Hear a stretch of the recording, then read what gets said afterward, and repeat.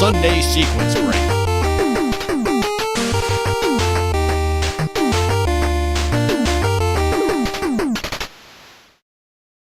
Oh, hello. Hello. Hello. I need to stealthily open the weak dock because I thought I had it, but I just have the records dock twice. I was just going to follow along in the Little Samson's guide. There you go. I got it. All right. Welcome, everybody, to episode 125. No, nothing right. interesting about that number. It's a quarter of 500. There's a thing.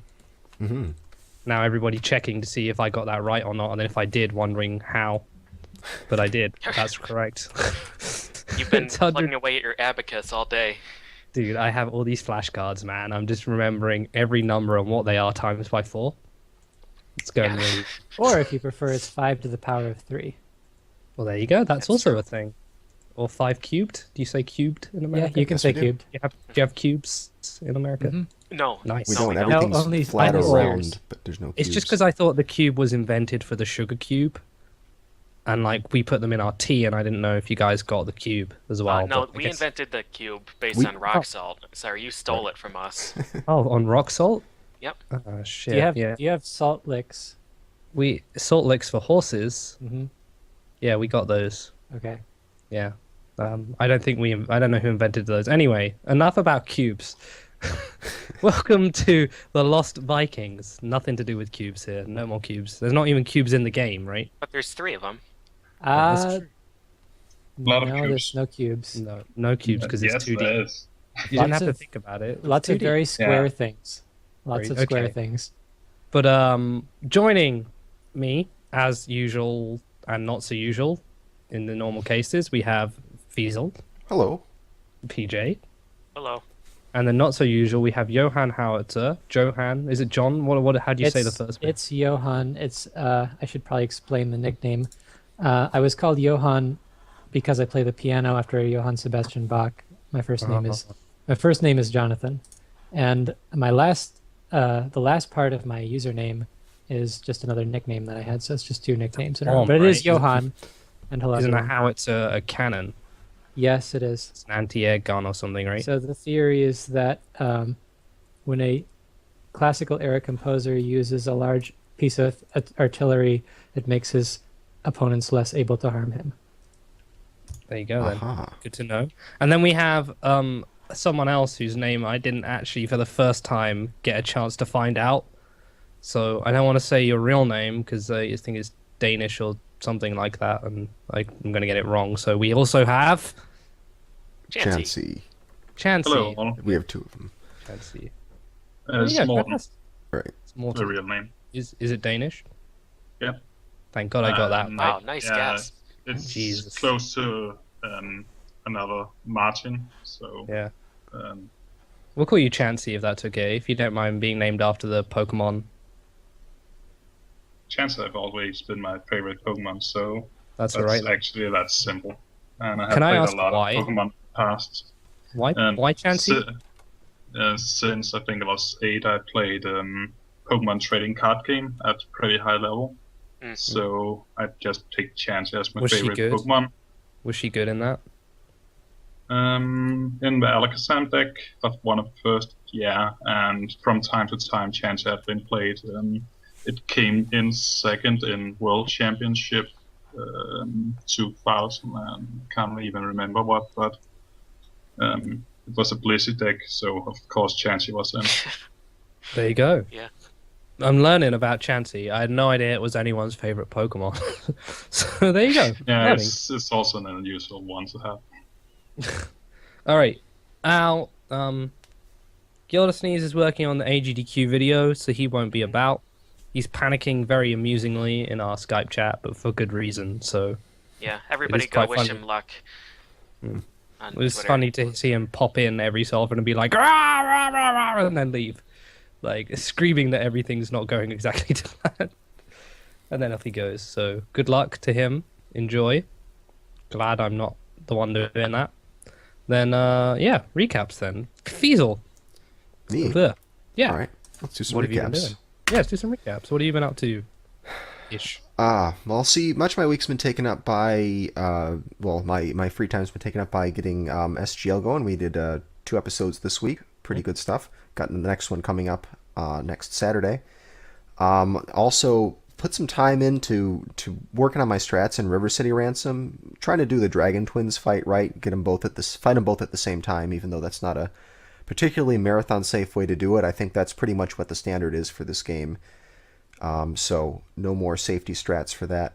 Still undecided whether I want to try to get any sort of willpower, like either visit the sauna or pick up lamb leg or something like that. But maybe not. That's something that I can decide at the last minute if I want to throw it in, because it doesn't really affect the route at all. But we got to fight the Dragon Twins together, and then have a backup plan for when it goes horribly wrong. So that's what I've been trying to think over this week. All right. Yeah. Yeah. Cool. PJ. Oh man, I ate the most delicious apple earlier. What do you mean earlier? Right now. Like 5 minutes ago. Aside from that, Mecca and I have been doing a ton of work on Battle Block Theater lately, and that route is a riot. It's absolutely hilarious. Yeah. So it's come together really well. We've been doing a lot of full runs. I don't think we've done one sober yet, though, so we should probably do that at some point before AGDQ. You can sneak some beer into AGDQ. It's a hotel, right? Just Well, yeah. stealth drunk. Stealth drunk. There is no such thing with me. It's where you hide behind a waist-high wall and drink, and then you walk really quietly while drunk to get another beer. Right, you drink inside an upturned cardboard box, Right. and move when no one's looking at you. Exactly. So during the run, I'll just pull the cardboard box over my head, and then... Drink. Good. So we're Yeah, good. like, can't Americans not see beer if it's in a brown bag? No, we can't. Yeah. Or is that just police?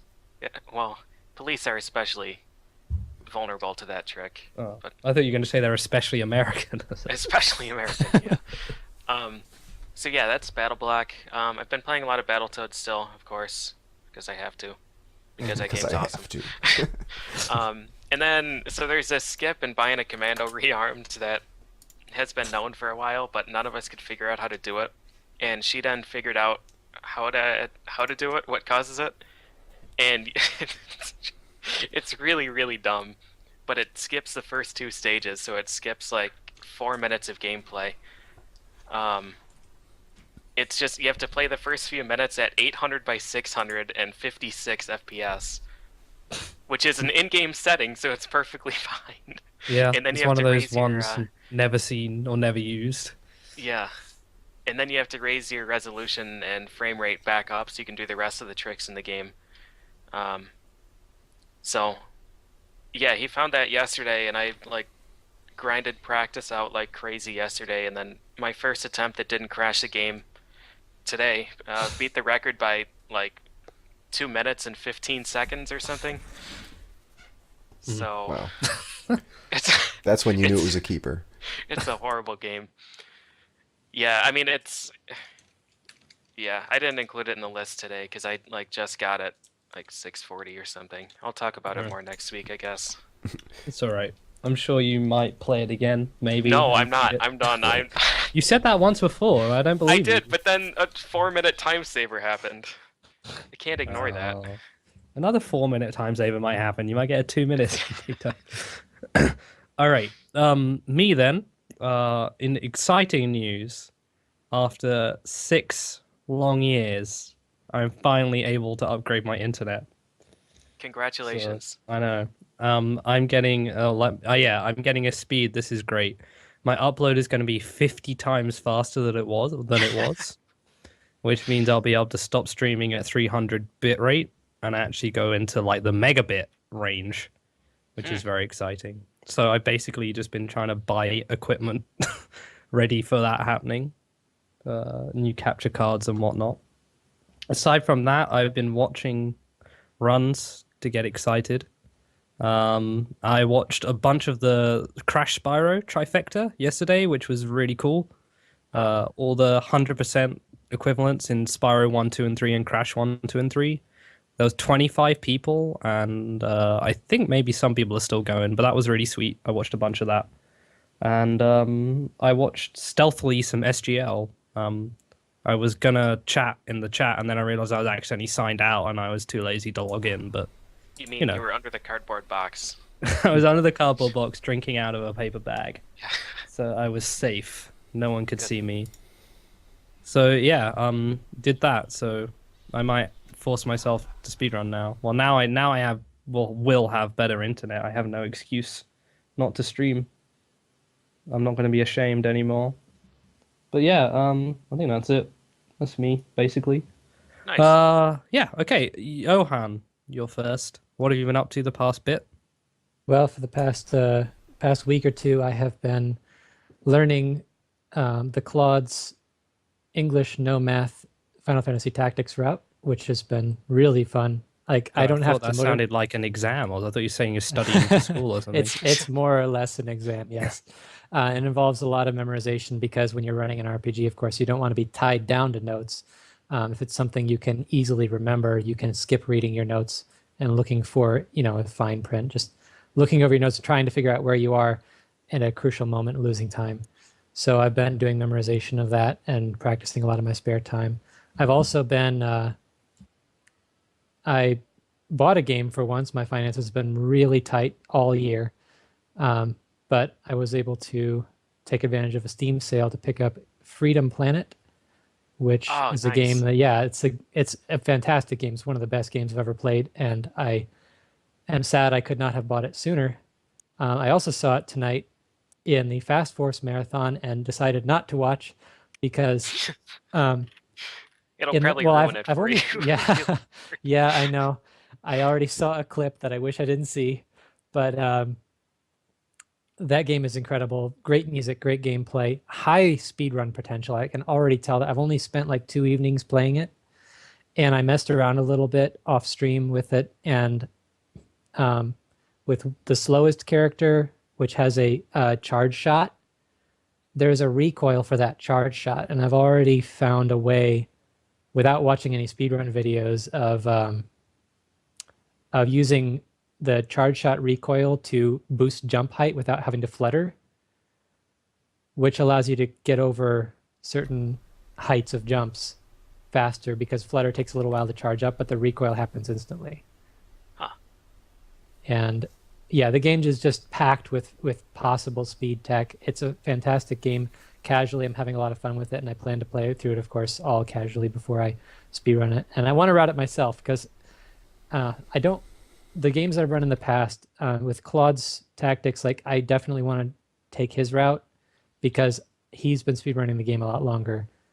And I know the game well, but I'm not cut out to route it. I know that. With a game like this, like with same thing with Pugsley and with Lost Vikings and stuff like that, it's so much fun to route a game yourself. Mm-hmm. And especially if it's a platformer, that I don't want to spoil that experience for myself.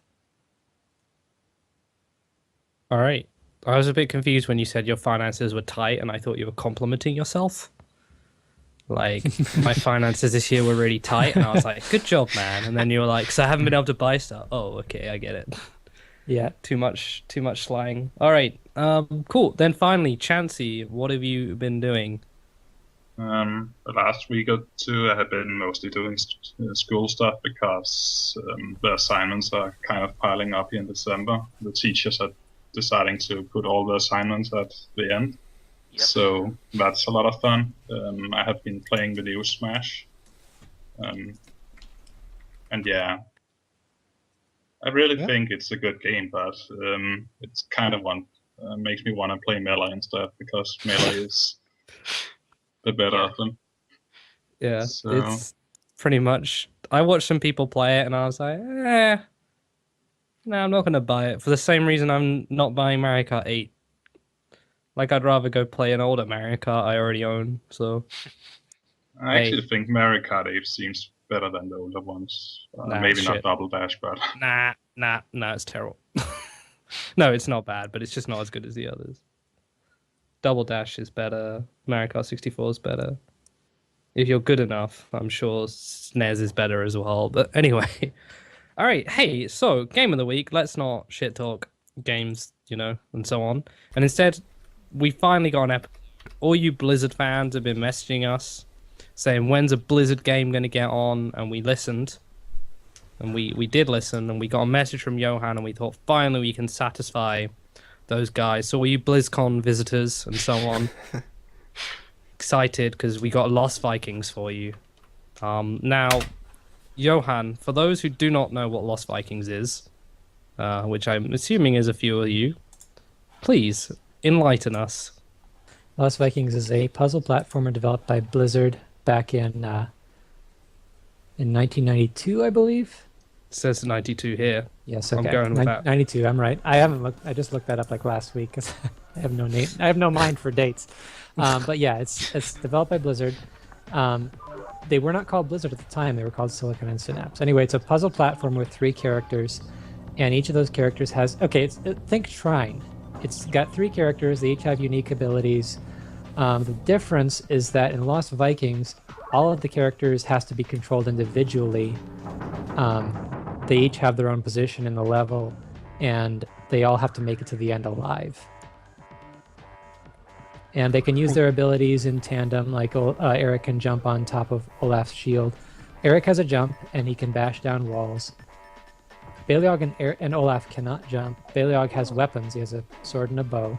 He's the least mobile. He's the hardest to get around. And Olaf has a shield he can use to block enemies' shots, and he can use it to glide through the air, which, makes sense since it's made out of heavy wood. Yep. There's feathers underneath. It's okay. Yeah. Well, it made a lot more sense in the second game when he could propel himself upward with it.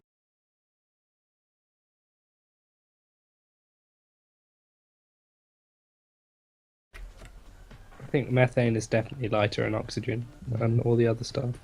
I just noticed. Anyone else notice we got a Danish guy for Lost Vikings? I just found that quite funny. Anyone else? Just me?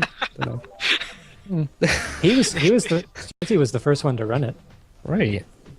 Yeah, the game. The first okay, one, the DOS, long before the Europeans ran it. Yeah. long before the Italians. The Italians ran it, right? On behalf of the Spaniards. Yeah. There's a DOS version, an SNES version, and Genesis version. There's also an Amiga version. I don't know too much about that, but the DOS version is what Chansey started running on, and that's 1 player. The SNES has a 2-player mode, and that's what people saw me running at SGDQ this year. And then the Mega Drive version, not the Genesis, just the Mega Drive version, has a 3-player mode, and that's what Auzo did his TAS on. Okay, so you can move 2 characters at once here? Yes, you can move okay. 2 at once if you're using 2 controllers. Oh, okay. Yeah, it depends on the game. In the DOS, it's made to only have 1 controller, and in the SNES version, you can put 2 in. All right, sweet. So, okay, right, I got it. So, DOS and SNES are obviously going to be split up then, category-wise. Yes, well, we count them as the same category. The only difference between them for a speedrun purpose is that the DOS version has no load times, so we simply subtract load times. Okay, does one count as two controller mode and one count as 1 controller mode? Yes, the categories are 1 player and 2 player. Okay. So you could do an SNES 1-player run. As a matter of fact, Chansey's moved to SNES now. Oh, okay. Right. So there are no DOS runners anymore, as far as we know. Yeah, there's a problem is with the DOS version. It has no lags and such, but it also had a wider screen, and abusing the game with how thing doesn't happen off screen. Having a wider screen is actually a huge disadvantage. Huh. So it removes a lot of tricks. Yeah, it's very subtle. It's 4 blocks wider in the DOS version, and that so I'm not aware. Of course, Chansey would be a lot more aware of this since he ran on the DOS version. I'm not. I haven't analyzed it enough to know what would be hurt by that. I know of a lot of places where it would be very subtly different, and you probably wouldn't pick up on it while watching. Yeah, I started running the DOS version earliest because that was the first version I actually played of the game. That's why I started there. And playing the two-player version was not even a thought for me, so it made sense to play the one-player version. Also because less lag and such. And yeah, after I got a really good run on one-player version, I think it's not going to be beaten for DOS because no one's plays it and because it was so good. But yeah, that's when I stopped playing the game because I didn't see any reason to improve on it at that. Yeah, I do want to mention Chansey's run was spectacularly good given what he knew about the game at the time. We've discovered a lot of tricks since, and the one-player run has still only improved by about 3 minutes. His run, the amount of optimization. When I first started running on SNES using 2 players, it took me a while to get used to the 2 controllers. I spent a long time working on that and routing the game myself. Huh? No, Did you use your feet?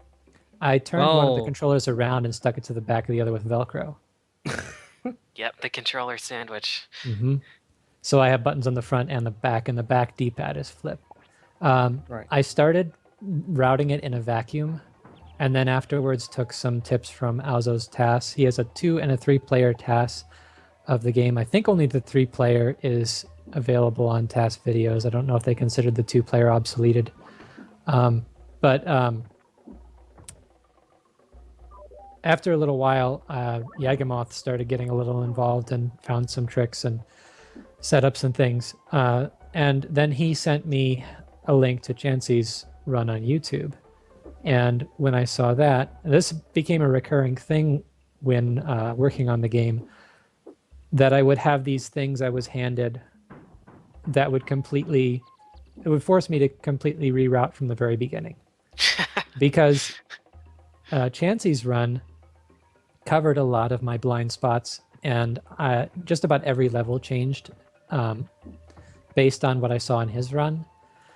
And then Mike, the viewer, got involved, and he did a lot of TAS-related work on the game, not tassing the game. He did kind of a human theory task at one point, but what he did was to analyze the mechanics of the game and find a lot of ways to do things we saw in the task that we didn't think we could do, and also just break the game in so many different ways. And the game started breaking wide open a few months before SGDQ rolled around, and it didn't stop until after. It still hasn't stopped, actually, but there were still big things being discovered the week before the marathon. And like right after the marathon, the time came down by another 3 or 4 minutes. That's the worst thing. Yeah, it happens all yeah. the time as well, and it's so annoying. Yeah, It's good, but it's annoying. I love it. I love it. I love it. because Yeah, exactly. we haven't done it often. I wish we would do it more, but we spent some time in Skype talking about tricks and just brainstorming, routing ideas and having fun with it. And we found some surprises during Skype calls. Those were interesting evenings. Is that one of those, what do you mean you don't do this? Or did you not know about that? No, it was something where somebody was messing around with the game on their stream and we were in a Skype call during, and then something happened on their stream. We went, what? Yeah. Can we do that again, please? There were a few things like that. I think the biggest one was the level wrap, which is not useful. We'll go over that later. Yeah, but it's really interesting. All of those tricks found, nearly 80% of them can't be used in the DOS version. That's my main reason for switching. And also then I switched because of the smaller screen. I needed to reroute my whole route because, yeah, because enemies just were different after changing to the other game. Just the timings was just off. So All right, Chansey has joined me playing 2-player on SNES, and Mike has taken the 1-player record since then. It's just over an hour. Wow. All right. Yeah, I'm probably not going to go back to 1-player because it's actually easier to make the tricks in 2-player because some of the movement Yeah, I you would can call do in 1-player. The only One- real extra Get it? difficulty in 2-player is the actual 2 controllers. The Yeah, 1-player exactly. run has more precise tricks because Yeah. you're trying to duplicate what the 2 controllers are doing sometimes with only 1. Yeah, getting the perfect run with 1 controller is definitely harder than getting. I don't know because the movement are really insane in 1-player than in 2-player. So optimization in terms of playing well is hard in 2-player, but doing the tricks is easy. Yeah. Okay, doke. So, right. So categories then, it's just the 1-player and the 2-player, as we see. There's no like 100% or anything like that. No, there's nothing No. to add for 100%. All right, cool. It wouldn't make sense to play like get all items or something like that. It would be silly. I don't even know if we know where all them are. I found new ones Um, since running the game. Yeah, I didn't guess, know there but- was a hole in that wall. What? Yeah, but I have found a way to see them. If you change the emulator, remove the first background, you can still see the items. I actually found it on ground. I found a okay. smart bump up to the left. Yeah. Like that. I didn't know about that one either, but I Well, found it recently. We have emulator to thank for that then. Chansey is talking about a smart bomb that was found in a level that removes the need to kill an enemy. No, that one I actually knew before that. Oh, you before knew, okay. the emulator. But another one, a smart bumper in the 4th level. It's not really useful, but it's a smart bump. Yeah. That's a clever Alright, idea, though. You yeah. remove layers from the emulator's display so you can see the things that would be hidden behind it.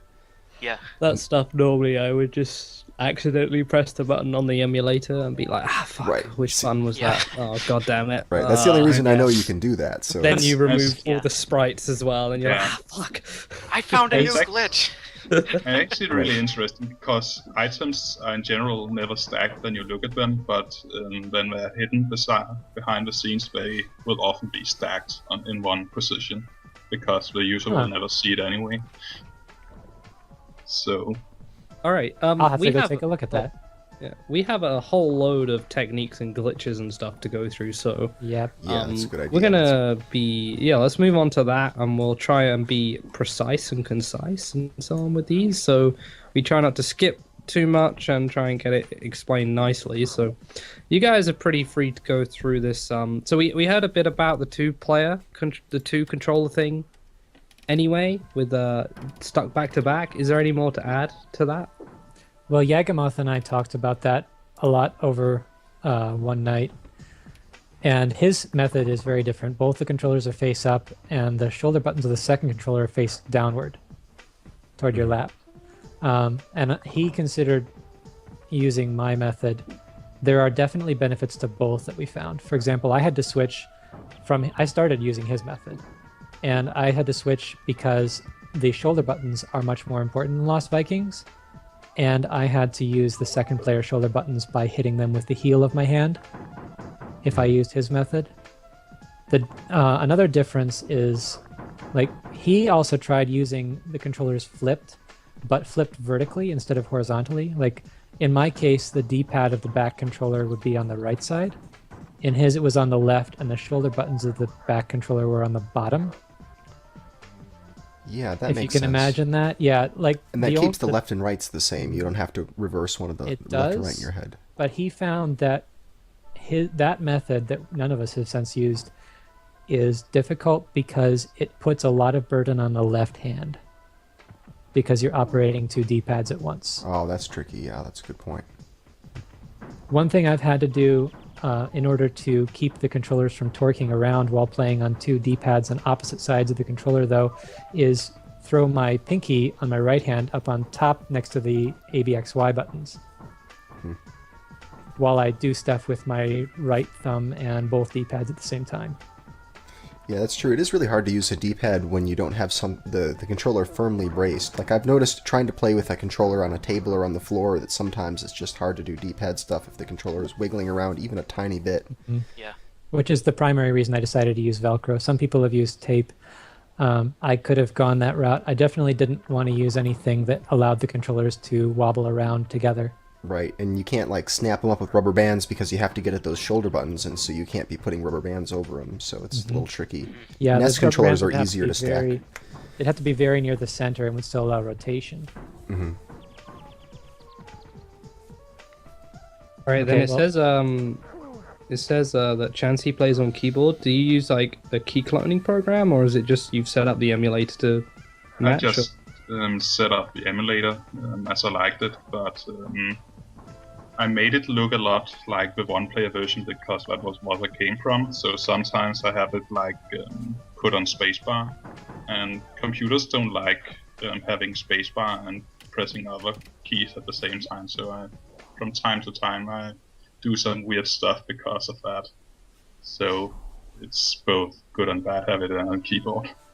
I'm sure you could find a keyboard that lets you do that, but it's going to cost you like probably €500 or something. Yeah, it's only one place, and then I just swap from pressing probably the A button on the SNES controller to pressing the B button to do exactly the same move. So it's just something I need to know that this is a problem at that point, and then just adjust for it.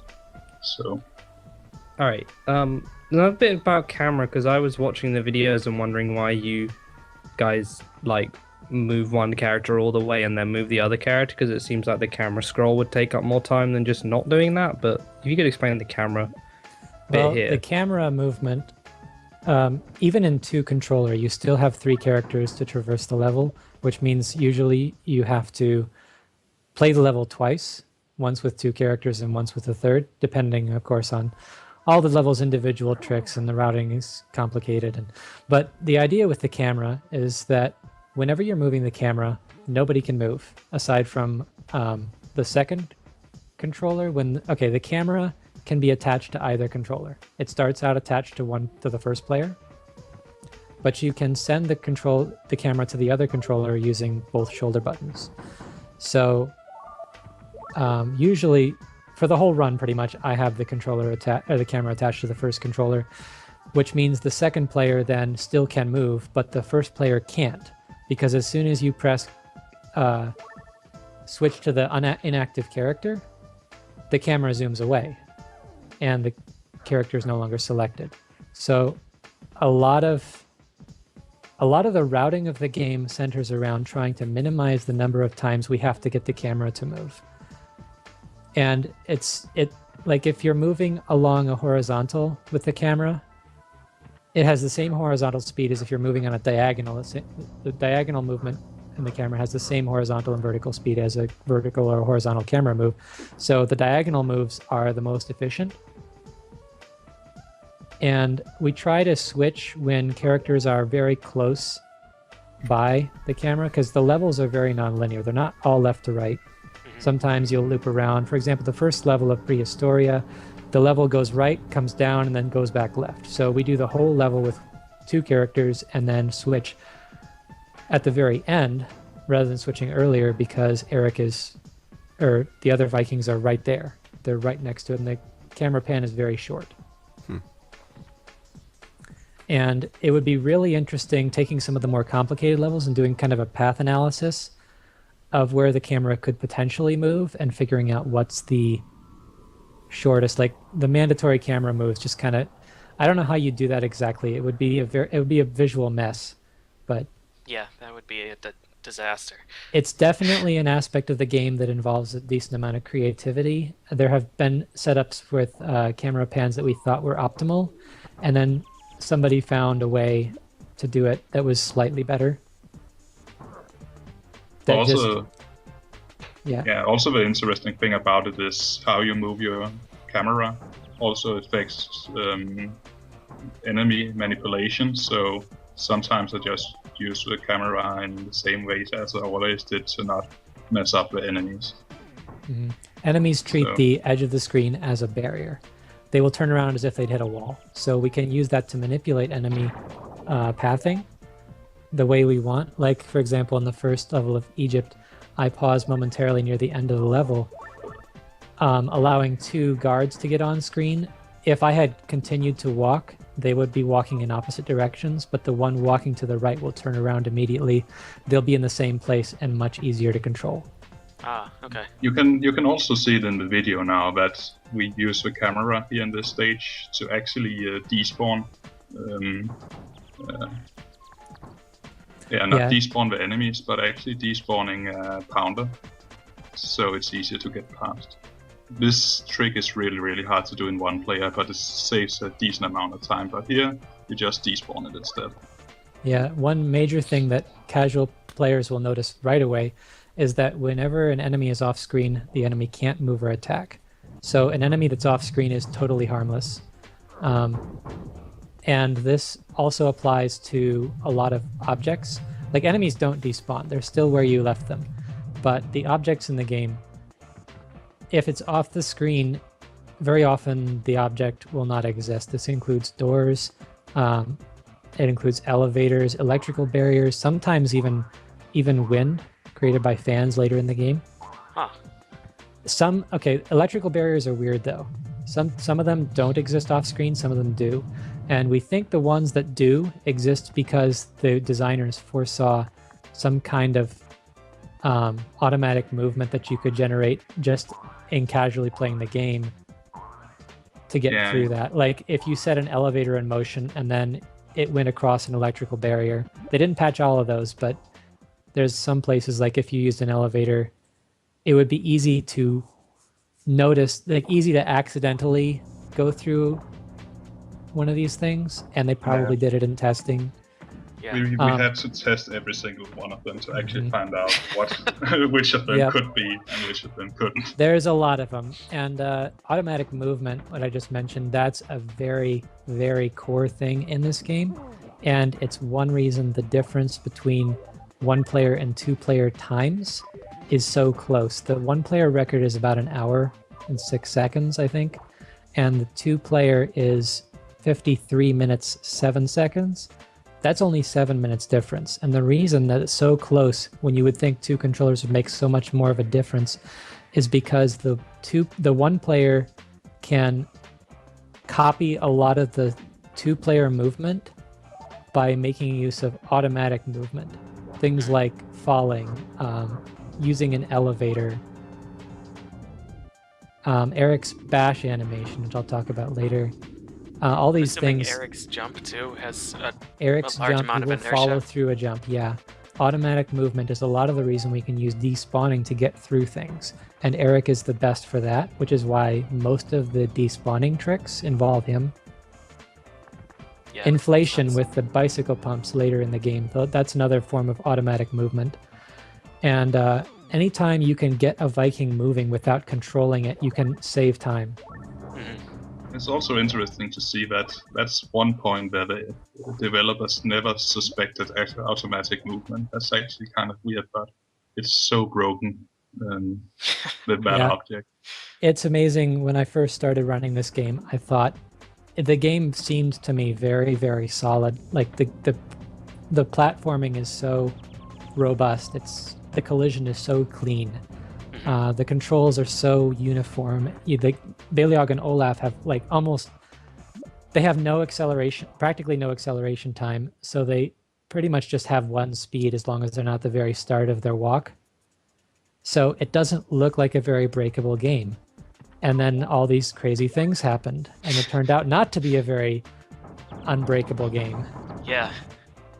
I like that arrow poke through the wall to just skip the entire stage. Yeah. They actually padded that in every other version that SNES. They made the wall bigger. Really? Yeah. I wouldn't imagine the hitbox size would change. Perhaps they just made Beliog's arrow spawn closer to his body. No, they made an extra block in the wall. Oh, the block is 2 blocks wide there. Yeah, exactly. Huh. They definitely patched that one. There are other minor differences in levels as well. I didn't talk about that, but Enemies the for some. Genesis version has, what is it, 4 or 5 extra levels, and then more enemies, I think. Slightly more. yeah, and Where are those extra Between levels? the- Is it like just there's, one like, per world? yeah. Or... 2 in the Egypt stages, and I can't one remember. in prehistoric, one in the candy world. I think there were 5 because there's one in every world except space, and there's 2 in Okay. Egypt. And there are also very minor version differences between like DOS and SNES. One version difference that I noticed is that in a specific level near the end of the game, there's 2 electrical barriers that are on a timer, and in the SNES version there are 3. Little tiny differences like that I don't know why they There's would actually do a that. lot of weird. I actually found one that was really, really weird. It's from the SNES version to the DOS version. There's a key in the space level that doesn't spawn until you hit a switch, but in the SNES version, it will just spawn from the start. It's a key that you actually need to complete the level, but it won't spawn. That was probably Wow. a patch then, because the SNES version was released first, and then it was ported to the other platforms. Yeah, so that's but probably but the- something they found. Yeah, but the funny thing is that it's only spawns. It spawns by the switch in the DOS version. You should think it was the other way around, but it isn't. It should have been patched the other way around. It's maybe an optimization in terms of memory or lag, but Yeah, there's very, very little lag in this game and almost no luck. There's absolutely no RNG, we think. We have an inkling that there might Maybe. be a I little bit think of that- RNG with the Egyptian guards. But apart from that, there wouldn't be any. And the only luck you would encounter would be just small human errors that would change enemy reactions. But I'm pretty sure the Egyptian guards are manipulatable. Is it even called that? You can manipulate them, but they're random. But it only changed a difference of, I think, Yeah, many seconds at conclusive, most. the proof of the fact that they have some kind of RNG going on is that there's a level at the end of Egypt where if you walk forward immediately after confirming the password display, like you can hold right and confirm the password display, and the first guard will do something different every time. They'll do something different every time? Yeah, he will Yeah. jump at different times, but you can usually manipulate him by just waiting for him to jump. So Huh. Yeah, so it it's changes. You starting jump just need is to on- react. Yeah, his starting jump is on something random. It's like the only example of randomness in the game. Yeah, but so then you after that, just his need to jumps wait are for- fixed. Interesting. We don't know the details of that. It's a really difficult thing to test, but it's not a serious issue for a speedrun. Because the guards are almost entirely in very controllable situations. So that would just change it very slightly. Well, it's always a good thing to know about a speedrun, that not too much RNG involved in it. Yeah. Yeah, I've had quite a career of running games that don't have any RNG. Lucked out. You're the anti-Feasel. Now I'm running Final Fantasy Tactics. Oh boy. I'm also running Pokemon Mystery Dungeon, and oh boy, that is also anti. What have we done with ourselves? Yeah, but yeah, the Lost Vikings is just harder to play because you need more skills to play it. It requires one thing. Yeah, the big thing about the 2-controller thing in Lost Vikings, it's not like it's different from other 2-controller runs. If you think about like Chip and Dale Rescue Rangers, there's a lot of 2-controller stuff, but there's also places where one character can carry the other. And in Trine, if you play with 2 players, only one character has to make it to each checkpoint. You get caught up at that point. in Lost Vikings, you have to constantly be controlling 2 characters, sometimes 3. I'll get into that in a bit. But there's almost no respite from having to do that constantly. So it is a big brain drain. And it's an hour long. Yes, it's also a very long game for 2 controllers. All right. Well, speaking of very long, this document is very long and full of Yes, it glitches is. that we We want should to talk keep going. about. So we should Yeah, probably yeah. talk about some of these glitches and Yeah, one of try the to pick the important ones. most important ones is pause buffering. This is something that we found after Mike had gotten involved. Start and select will both pause the game. I recommend using select because if you press start, you can end up ending the level by accident. But during those pauses, the pauses are instantaneous, getting in and out of them. And you can buffer inputs during this. It will happen on the first frame after you unpause. You can only buffer the shoulder buttons, the D-pad, and Y. We have no use for buffering Y. It's kind of sad we can't buffer B and X because those are much more useful. But the shoulder buttons and the D-pad are incredibly powerful for pause buffering, and there's lots of tricks that use pause buffering. They're tricks that you don't necessarily need to use it, but because pause buffering is so fast and the run is so long, and a lot of the tricks mean death and restarting a level costing you minutes if you fail them. Pause buffering is an excellent crutch and something that I think players will take a very long time to outgrow. This stage coming here is actually the best one for pause buffering. The trick we're about to see in really This is soon. key We can actually duplication. just This is this is one of the weirdest glitches in this game. The thing is, things off screen don't exist, but at this point, you actually get that it does exist and don't exist at the same time. So you can copy the key. Really weird glitch, but this is definitely the best place for pause buffering, and it's actually the only place I use pause buffering in this game. Chansey's a lot more adventurous than me. He does a lot of tricks unbuffered, and has a surprisingly high success rate with them. In key duplication, what seems to me to happen, and I was wrong about a few other things, so I don't know if I'm right on this, is that the Viking is on screen and the key is not. So the Viking is detected as having collected the key, collided with its place in the level, but the key does not detect that it should be removed from the level. So the Viking collects it immediately, and then the key remains. Yeah, it's probably Any item can be duplicated. So far, we only duplicate keys, and the reason is that this game has only 3 colors of keys, and some levels have more than 3. So they had to reuse colors. So if we duplicate the first item in a color pair, we don't have to collect the second one. Yeah, that's really handy. Also tested some off-screen stuff. The Vikings are definitely having a bigger collision, having a wider check, if you can say it like that.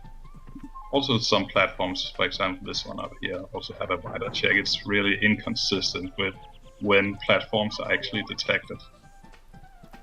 Yeah, But you'll get used to it.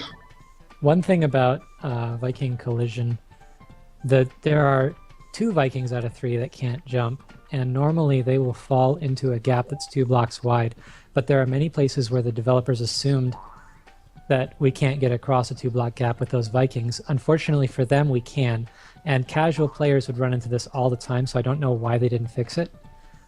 Because every 6th pixel that you start on, like if you start on 1 in 6 pixels, you got lucky, you walk toward a gap with Beliog or Olaf, and you maintain full speed, you will skip across the gap.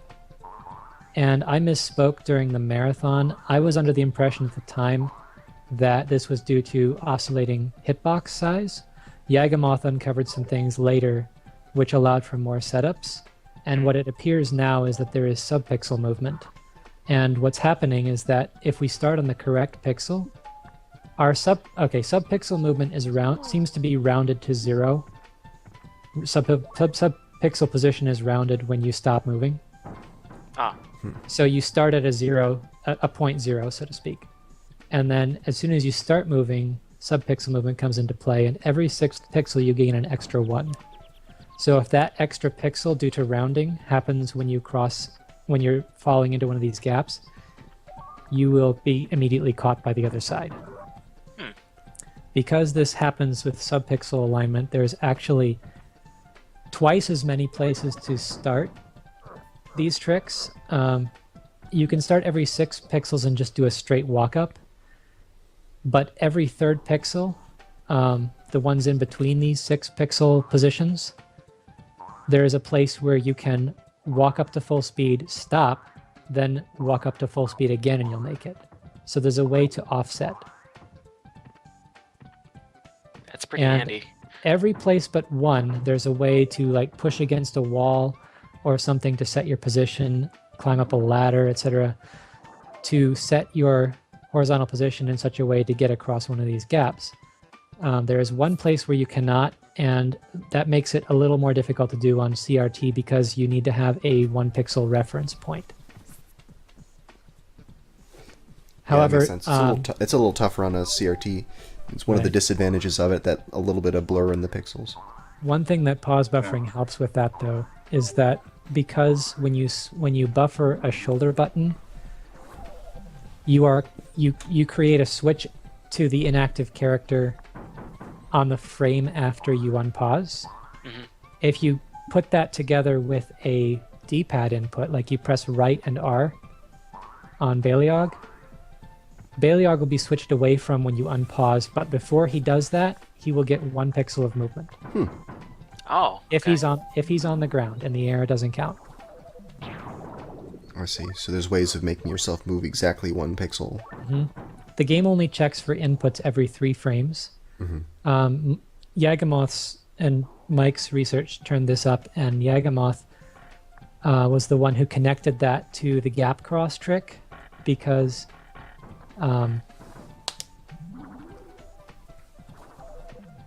leading from that into the fact that we found that Vikings, like Baleog and Olaf, can only stop every 6 pixels.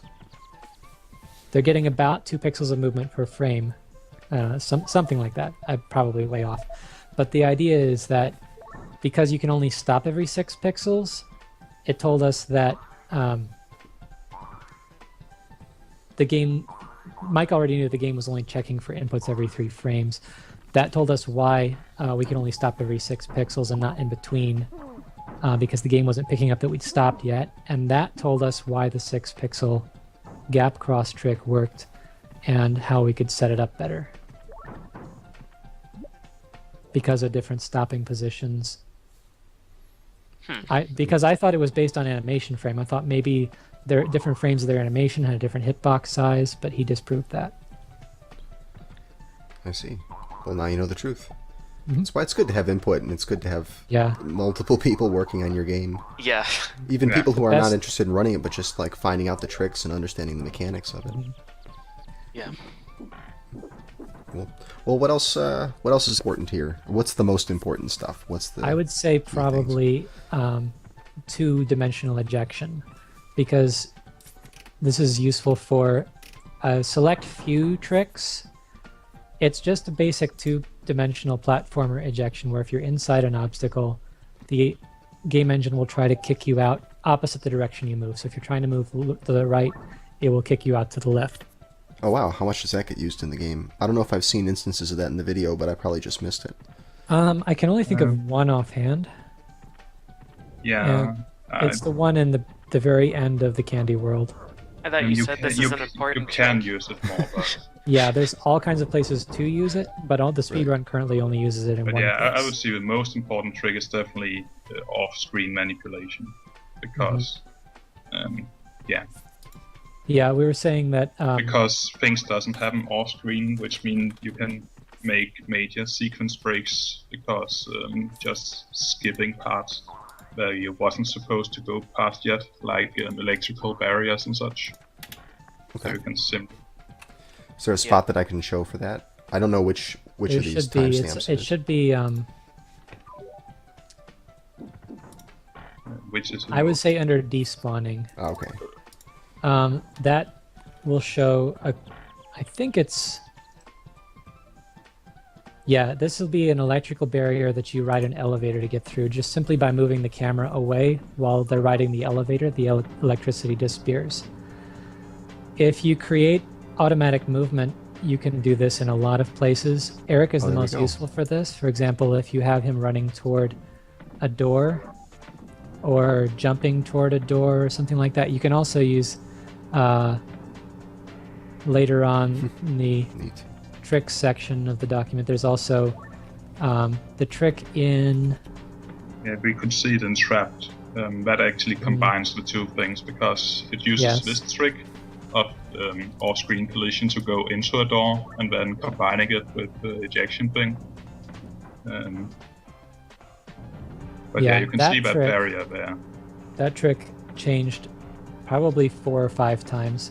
We found new ways to do it. Initially, we were using a trick with an obstacle above that you can use via switch to push Eric into the wall. And then it was either Mike or Chansey found a setup. It was Mike, but it was not a setup. It was more like I learned about how the movement worked. When you do a L plus R switch, that you actually get more momentum. And because of that more momentum, it was easier to do the skip with the door instead. So I actually became, I think I would say I'm like 98% consistent with that now. And Yeah. like really never failing that one anymore because it has such a big gap to actually do it. It's actually more that I'm jumping through the door, so I can't make the second part of it. That's the problem now. Yeah. And there was a point where we were probably a few pixels away. We could break the upper door. There's a door, one door over the other. You should go to the Trapped video clip now. Okay. And that video, there's an upper door that Eric gets stuck in, and that door was very easy to break. We got, you can get him below that door and hit the button, or you can just jump left through the door after you've gotten down into the... It's easy to get through that one. You just have to make him pass through it while it's off screen. The door below, to get through the door with the red keyhole next to it, there is a lot more required. You have to be in the left half of the door here. Yeah, So you that should can learn eject to do yourself. that. Right. Yeah, you should learn to do this one without setup. It's really easy. But yeah, this is Yeah. like a history because it combines off-screen thing. It combines also the thing about going up over the gap. If we didn't know the pixel setup to go over the gap coming up here, we wouldn't. This trick wouldn't be usable. So it's a combination of 3 different tricks breaking the stage so much. Yeah, speaking of levels that have taken a long time in a lot of process to perfect, there is another level. After that clip is finished, you should go to the level Traitor.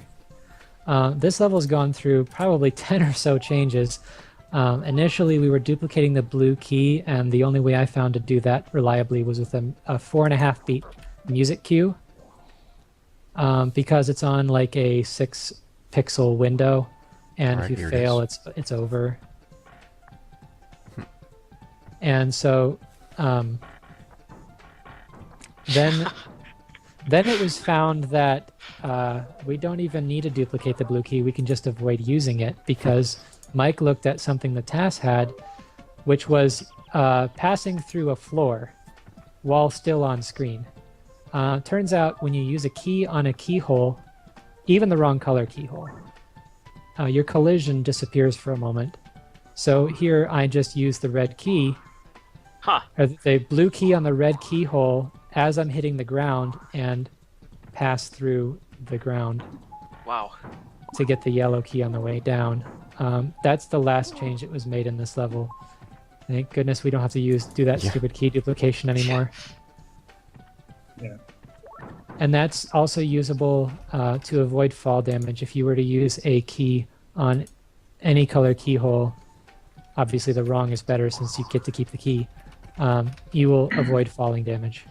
Yeah. Wow. Fall damage caused to be cancelled by simply buttons or anything that is activatable. So. That's handy. Not really. There's only one or two places where it's really handy. I don't even know how to use that.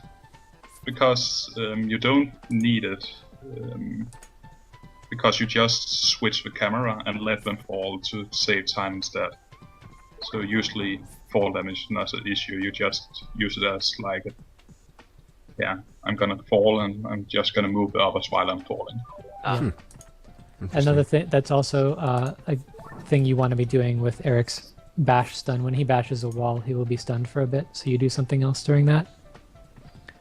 Does that keyhole collision detection thing work on any floor, or just those doorway things? It will work on anything. Works on anything, that's...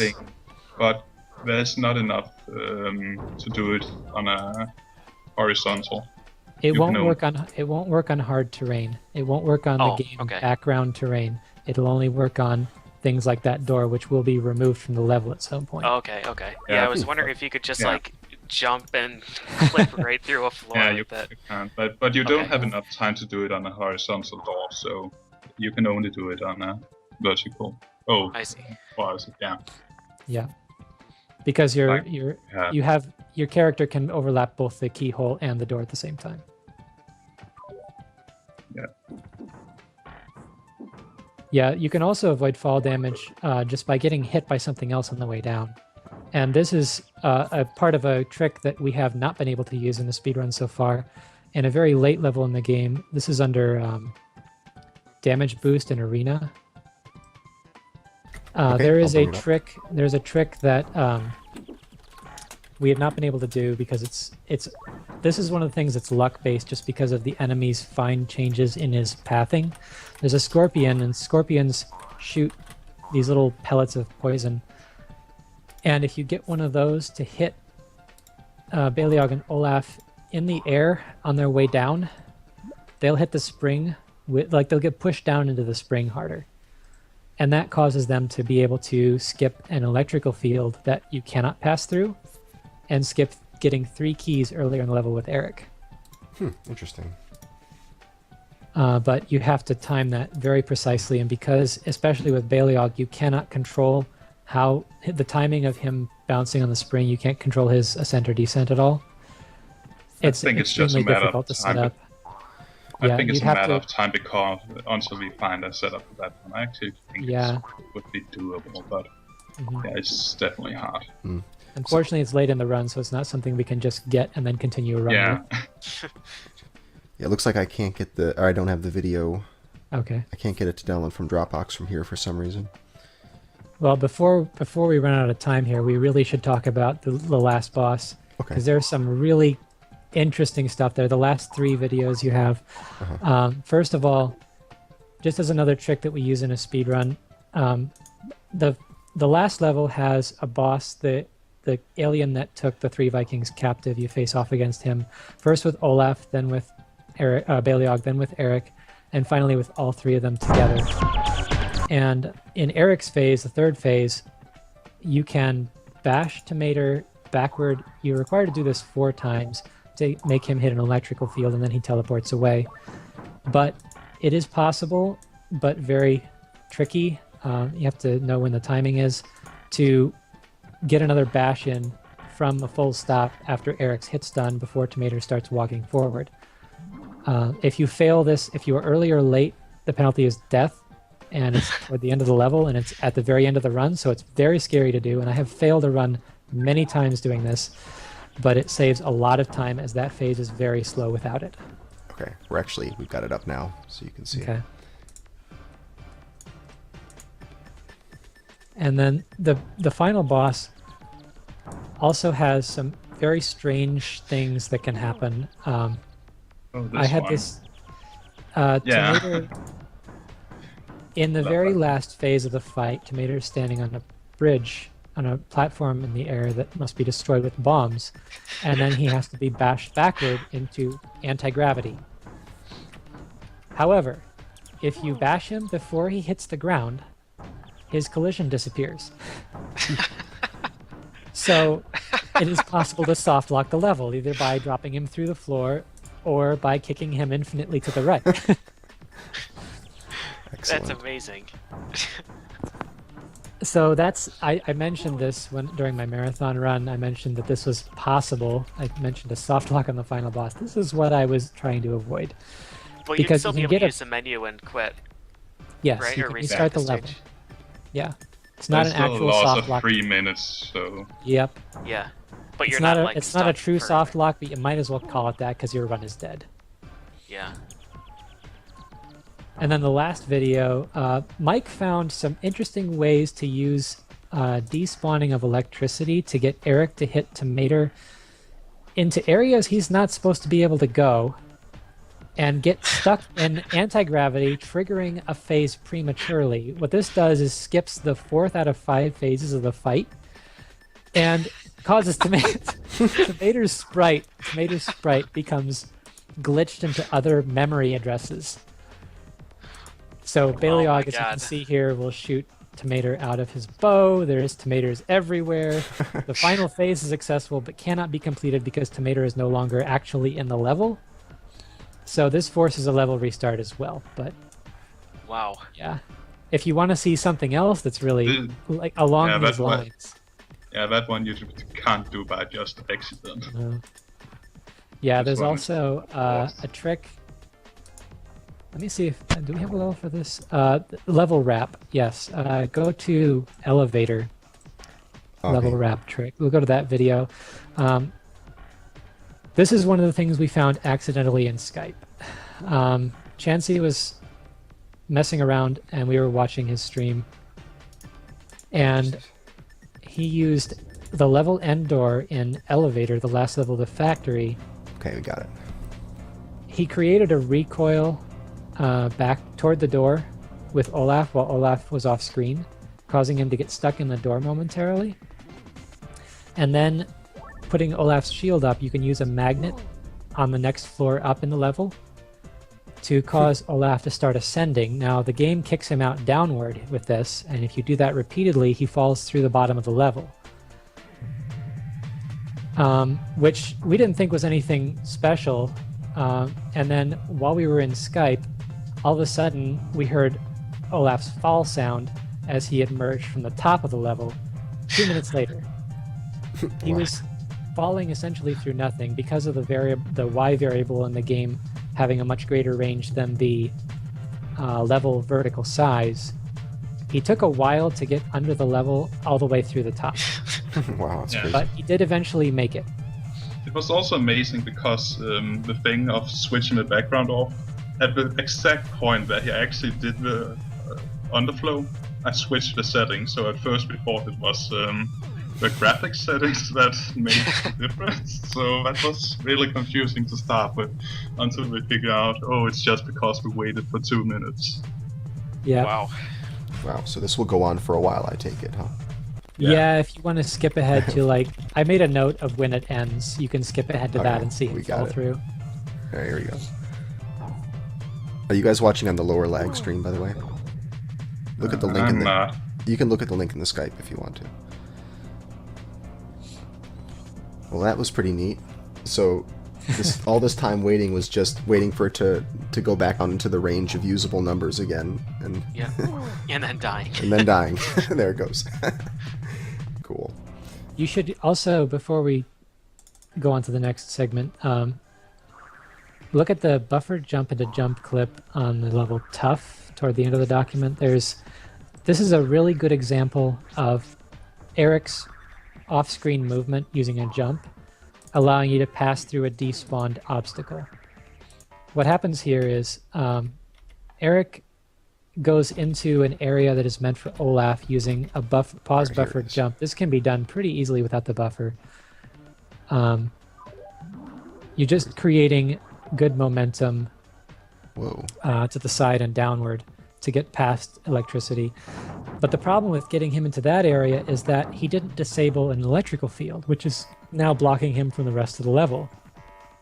To get through that, you have to jump forward from a specific point on the floor, pause buffer in midair, and buffer a right input with a camera switch. So Eric, while still on screen, will continue moving because he's not on the camera-controlled controller.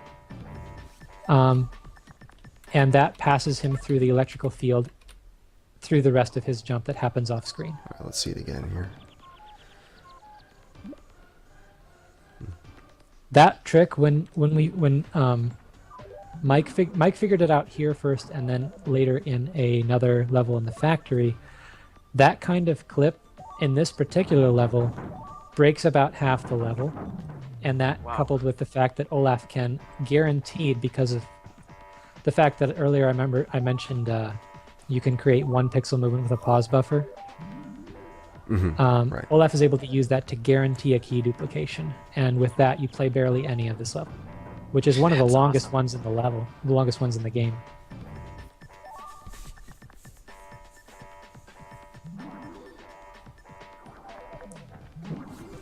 Yeah, I don't even pause buffer this one. All right. Yeah, you could very well just press right and you can get a 1 pixel setup, it's not hard, and then you just press right and switch at the same time. It's also like it's nearly instantly you need to press left to do it. So right now there's no one, as far as I know, there's none of us three, me, Mike, and Chansey, is actively running this game. And Mike and Chansey stopped long after I stopped. I got burned out early, like a month or 2 after the marathon, and just went on to other things, intending to come back to Lost Vikings, which I probably will early next year sometime. But they found quite a few things and setups and things that we didn't need to buffer anymore, and new tricks and routing after I stopped. So Chansey took the record from me. He now has the record by about 6 or 7 seconds. yeah, something like that. But it can still be improved quite a lot, I guess. The biggest thing. There's a couple of tricks I don't use yet, so Yeah. I have practiced them since. But We should show this, the 3-character movement. I haven't got back to this yet, and I said I would say something about it. This is the big thing that I didn't learn that was available to me before the marathon. It's taken from the TAS and a lot of stuff that Mike found. Mike found that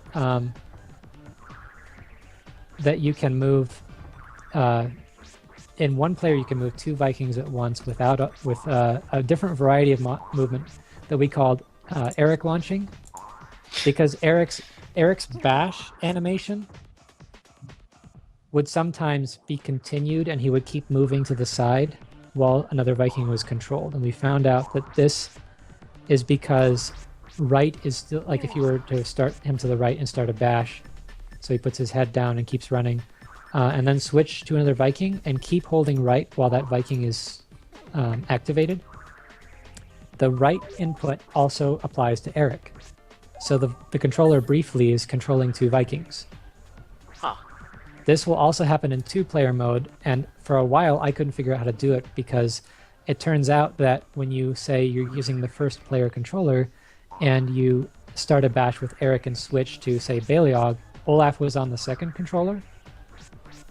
To continue Eric's bash, you need to be holding the same direction on the second controller, whichever controller Eric was not on. Which makes no sense. Makes no sense to me, but Makes perfect sense. What are you talking about? yeah. While doing this, you can put Eric into a bash, and you should look at the video for this. Eric launching All right. Let me see. Here. toward the middle here. It's the second level of the game.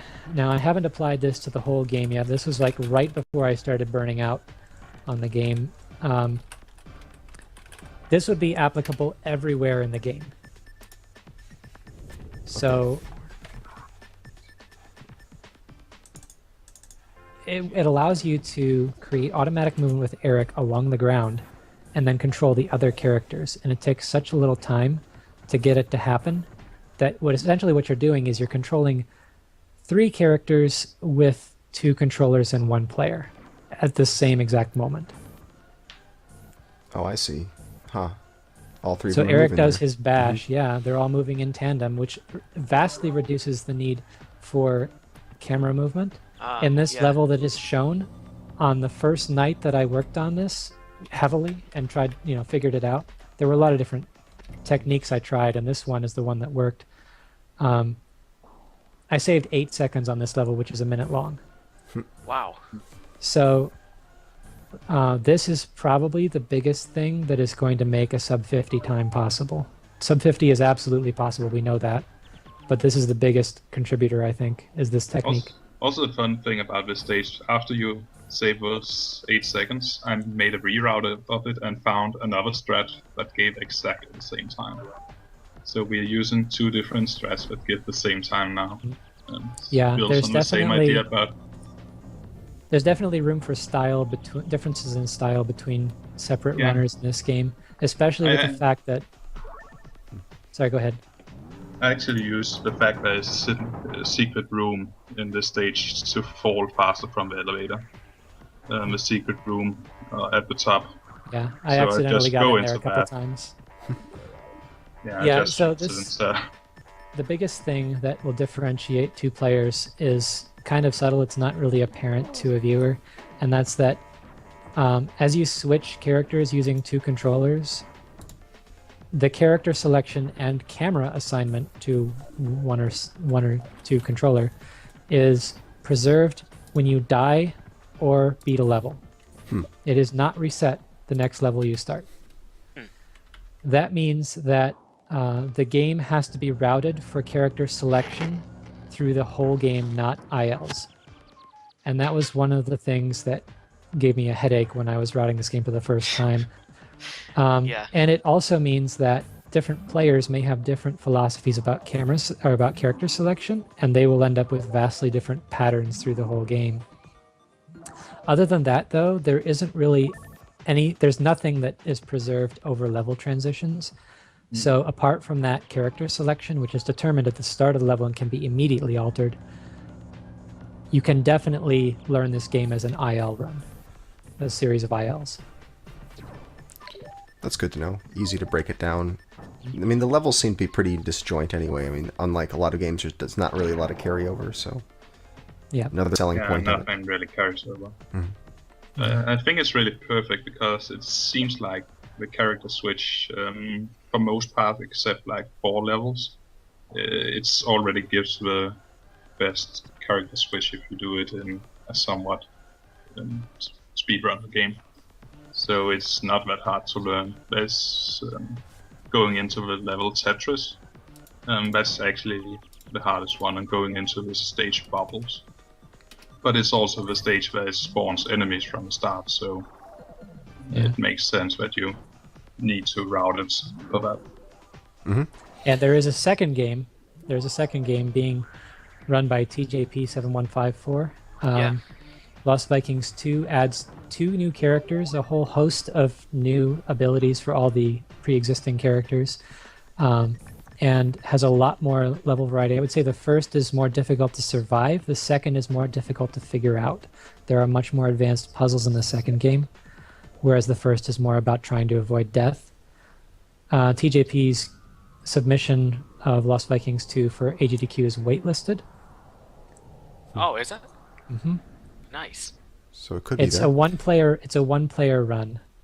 Of special but- mode or the normal? Yes, it's special mode. For those who don't know about special mode, it definitely is a redeeming factor for doing a one-player run. After having a 2-player run of the first game, it seems kind of underwhelming to do a 1-player of the second, but special mode kind of gets around that because the special abilities that are unlocked, you're not supposed to be able to die on the first level. The first level is a left to right that you go just walk to the exit. There's no hazards at all. However, there is a valley in the middle of the level, and if you rocket Eric into the sky off of Olaf's shield, it's possible to create fall damage and kill Eric. If you do that, the level will say, hey, guess you need help. And when you restart it, all 5 characters gain new abilities. Eric gains a fireball that also allows him to maintain his height in the air indefinitely if he wants. Because it's literally a Hadouken that he stops in the air to fire. Yeah. So if you just keep doing it, you can just keep staying in the air. Baleog gets a jump. It's a fixed arc jump. He's invincible during it. It insta-kills enemies. And he's not supposed to be able to jump. So it sequence breaks the game. Okay, you thought that was crazy. Olaf gets a teleport. Olaf can teleport so that he is on top of an on-screen enemy. But it is not blocked by walls. And that allows for a whole bunch of other sequence breaks. Yeah, it's a pretty great mode. And the werewolf gets he electrocutes himself and anybody nearby, but that's not useful in a speedrun. And Scorch gets an infinite flight, where normally he runs out of stamina. So that's useful, but it's not game-breaking. If you want to learn Lost Vikings, definitely start with one player.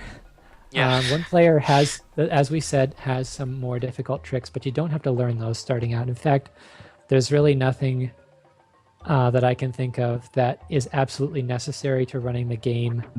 It's only key the copies, very but you need start. to learn them anyway. Yeah. So Yeah, the key copying keys is more difficult in some places than others.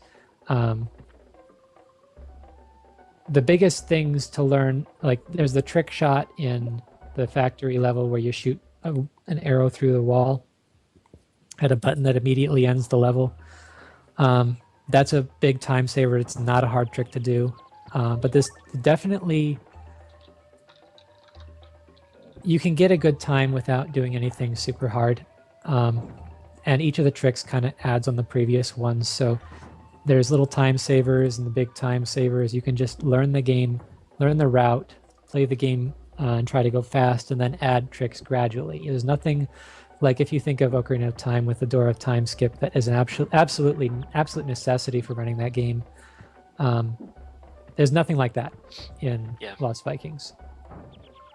But Chansey did send me a note saying, I should probably mention that if you're planning on learning it on keyboard and you start with one player and eventually want to go to two player, try to develop a keybind setup that will adapt when you switch. Yeah, that's a good idea. There's also Mike's IL video playlist. I will link this in the chat. Yeah, you should do that. This is a vast resource. Every single level is covered multiple times, multiple versions. As the levels changed, he made more videos. It's one player, but a lot of the strats resemble ones in two player. You can also contact me or Mike or Chansey. I'm sure we'd all love to talk to people who are interested in running this game. Is there like an IRC or something where you guys all hang out, or is it mostly on Skype, or... We've really if someone mostly wants talked... to join the community, what would you recommend? we're not running really at the moment, so we No. don't have anything running. It's the most time we meet is actually when me or Johan is streaming, and Mike always joins in. Yeah. And of the three of us, I'm sure I stream 4 times a week for 4 to 6 hours. So you can find me a lot of evening streaming. Just come and say hi. Love to talk to you if you're interested in running the game. That's probably the most reliable way to contact any of us, and I can get you in touch with the others if you're interested, definitely. Okay. So if they're interested in learning, start with one player. Watch that playlist. What else? There's also... Get in contact with you if you have questions. Right. The Twitch, all 3 of our Twitch channels, or our YouTube channels rather. Mine is just the same as my username on Twitch, which you can see in chat. Chansey's is Chansey NES, but without the underscore, if I'm right. I'm not even sure. Okay. Well, if you find my YouTube channel, you should be able to find the others. Mike is on YouTube going by Mike Beholder of Speedruns, or Michael Beholder of Speedruns, I think. So it may be difficult to search for him, but you can just find it through a playlist now. Mm-hmm. Yeah, you can find it through the playlist. That's true. But we all have videos of definitely if you want to learn 2-player. Also check out Aozo's task. I'll go look for that right now, actually, and link that. That's something I forgot to put in there. Because his task was a vast resource in routing this game. And we've found things that he didn't know about, but the task is still highly optimized. It's about, I think, 41 minutes for the 2-player. I'm probably only going to be able to find the 3-player task. I think the 3-player task is the only one that's available on task videos right now. and I will copy that into chat now. But the 3-player task is 35 minutes, save 6 minutes over. So there is a lot that 3 players adds. It's a shame that will probably never be run by humans, because not only is it a Japan-only console, it's also on Mega Drive, which means that the controllers are not as... Like, the SNES paddles are very flat. Mm-hmm. Yeah. So unless you use a keyboard and key I am bindings, actually fancy as kind shit. of considering to do it with the emulator. That would be in a category of modded controllers and key binding on the same keys, and trying to see what the hell I can do with everything. But The only thing I can see doing with 3 controllers in that setting as a human with actual controllers would be if you were to tape or Velcro or whatever 2 of them back to back, and then put a 3rd one on the floor and play with Yep, your feet.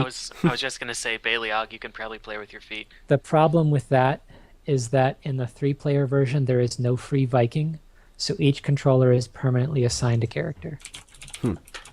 Which means whichever controller you have on the floor, you probably Right. should make that a character you don't have to do a whole lot with.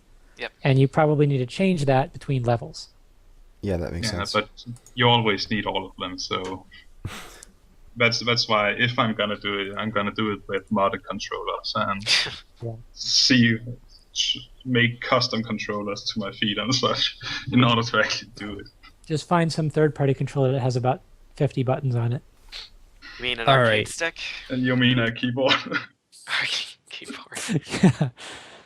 All right, I'm sort of back. Are we good for records now? Yeah, I think We good? we've You guys covered all just done? everything. Yeah, I Great. think now's a good time. Sweet. All right, let's go to records then. Ooh. Sorry, I was Really hit that split. fiddling with something I was meant to do today and kind of never did. You were eating an goodness. apple. You know weren't how it is. I don't want to hear Shut about up. your fiddling. Shut up. God. It's delicious, bad for my teeth, but it's so good. This is the apple I'm talking about, Fiesel, don't worry. Alright. We got a bunch of games with With records comments in them? that... without comments? What's the Oh, way? yeah, It's so where's, flat. where's how do Oh, I do word wrap? these Where's haven't been... comments? These haven't been... Oh There my aren't god, we're any so comments. helpless. There were no comments there all are. week. Really? People You got had a nothing word to wrap. say. How do you word wrap? Do you just, like... How Click do the I thing. word wrap? It's like a level wrap Format. with words. Yeah, you Found go. it. Bam. Oh, Do it. we just undid Fix each it, other. Fiesel. Fantastic. Okay, I'm not touching anything. I was going to say, Thanks. people have been very, very concise with their hope- messaging, if that's the case. Yeah, no. Like, everyone has a one-line comment, but I guess when the one line goes on for a lot further than it should, then... Alright, so... Bum, going up to the top, not touching anything. Not touching anything. Well, we got a record for this Not first touching one. anything. Advance Yeah. Wars Dual Strike for the PAL DS. I think someone yelled at me last time because the DS isn't region-free. It isn't, so PAL DS actually means something. All right, good. But Well, it now I've really learned something. doesn't, though, because PAL's a TV standard. So it would just be European region, DS. wouldn't it? Well, that's right, because we I put don't region know. in terms of video signal types as opposed to Yeah, it actual would be- regions. So it would be yeah. region 2. So it's region 2 DS? I don't fucking know. All right. That's not okay. We'll make the form even more complicated, and we'll start getting like region 2 PC in our solutions. region 2 PAL. Region Right. 2 PC NTS region CJ. 2. All right, cool. But any percent is the category of this. 3 hours, 23 minutes, 53 seconds by Frozer. Or Froze. Wait, he's not French, though, we're told. I think he is, isn't he? Isn't that- that Le Frozer? So is it Froze? I don't know. I bet he would disagree with you if he were here. People disagree with me I regardless. agree you with know his how it is. disagreement. I'm disagreeing with you right now. All right, well, let's actually watch it here. So he says, so I beat my time by over 20 minutes by simply doing less mistakes and improving strats on most of the mid-game missions.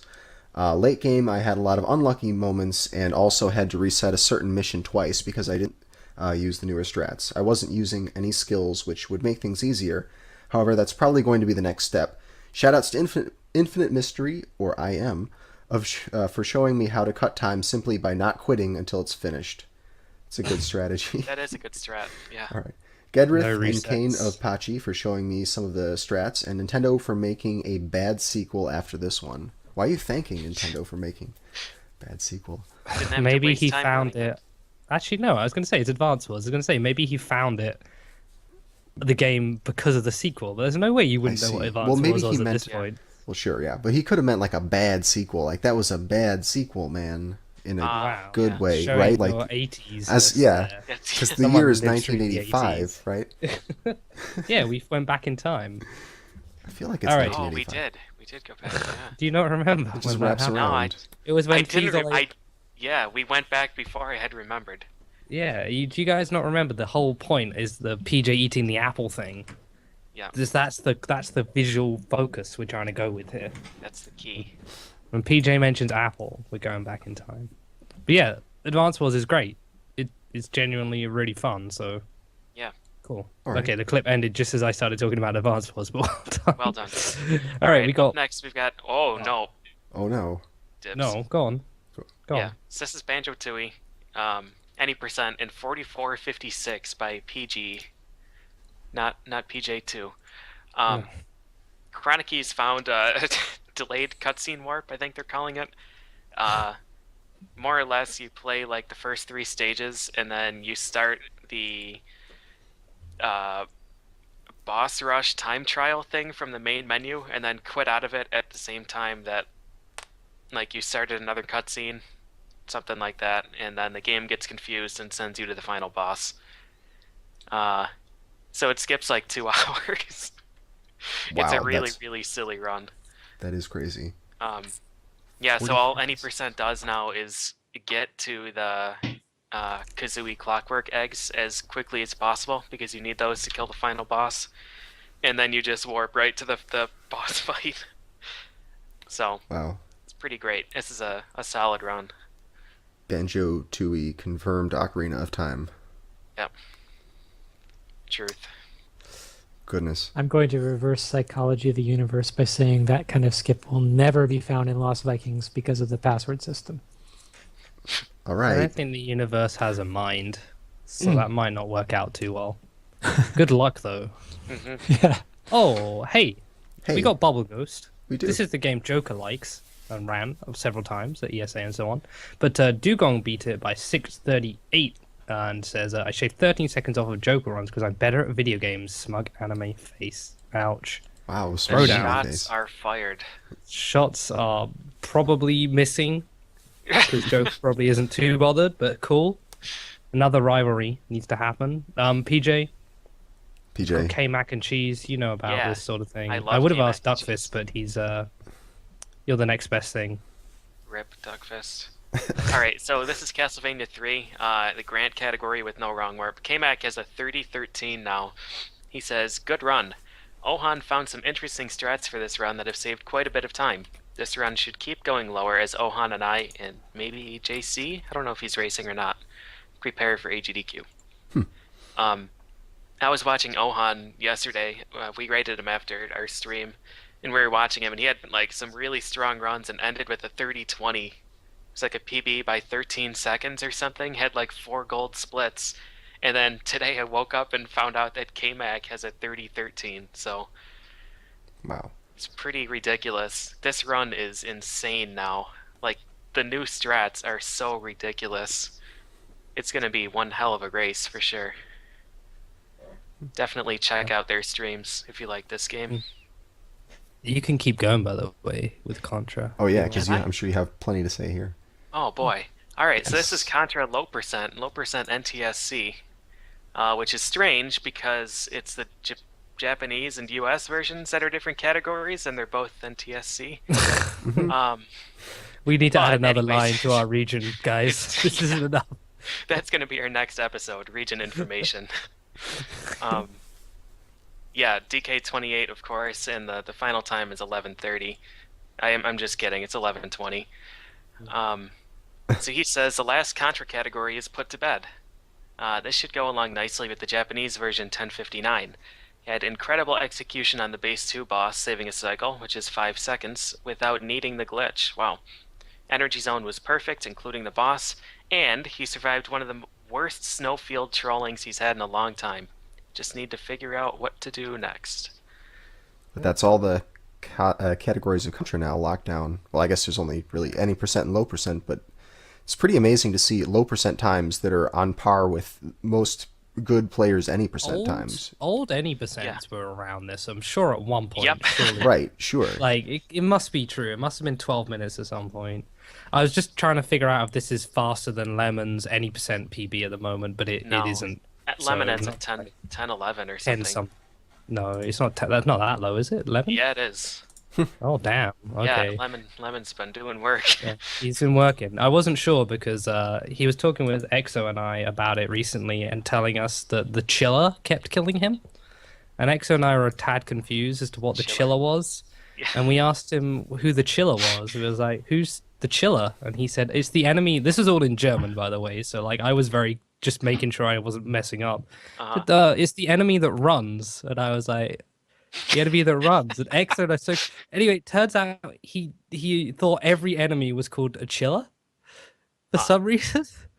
No idea. Not sure he was playing the right game. So, yeah, sharing that story for you. We're gonna have to review his PB and make sure he's playing the right game. Then. Yeah, exactly. You guys need to check because apparently there are chillers in the game he's playing, and it's all right.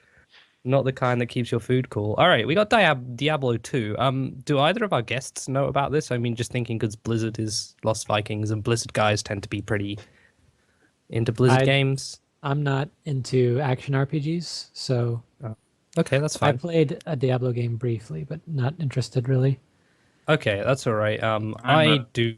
Oh, I'm not go into on. Blizzard games in general, so Damn it! All right. Just well, anyway, this one.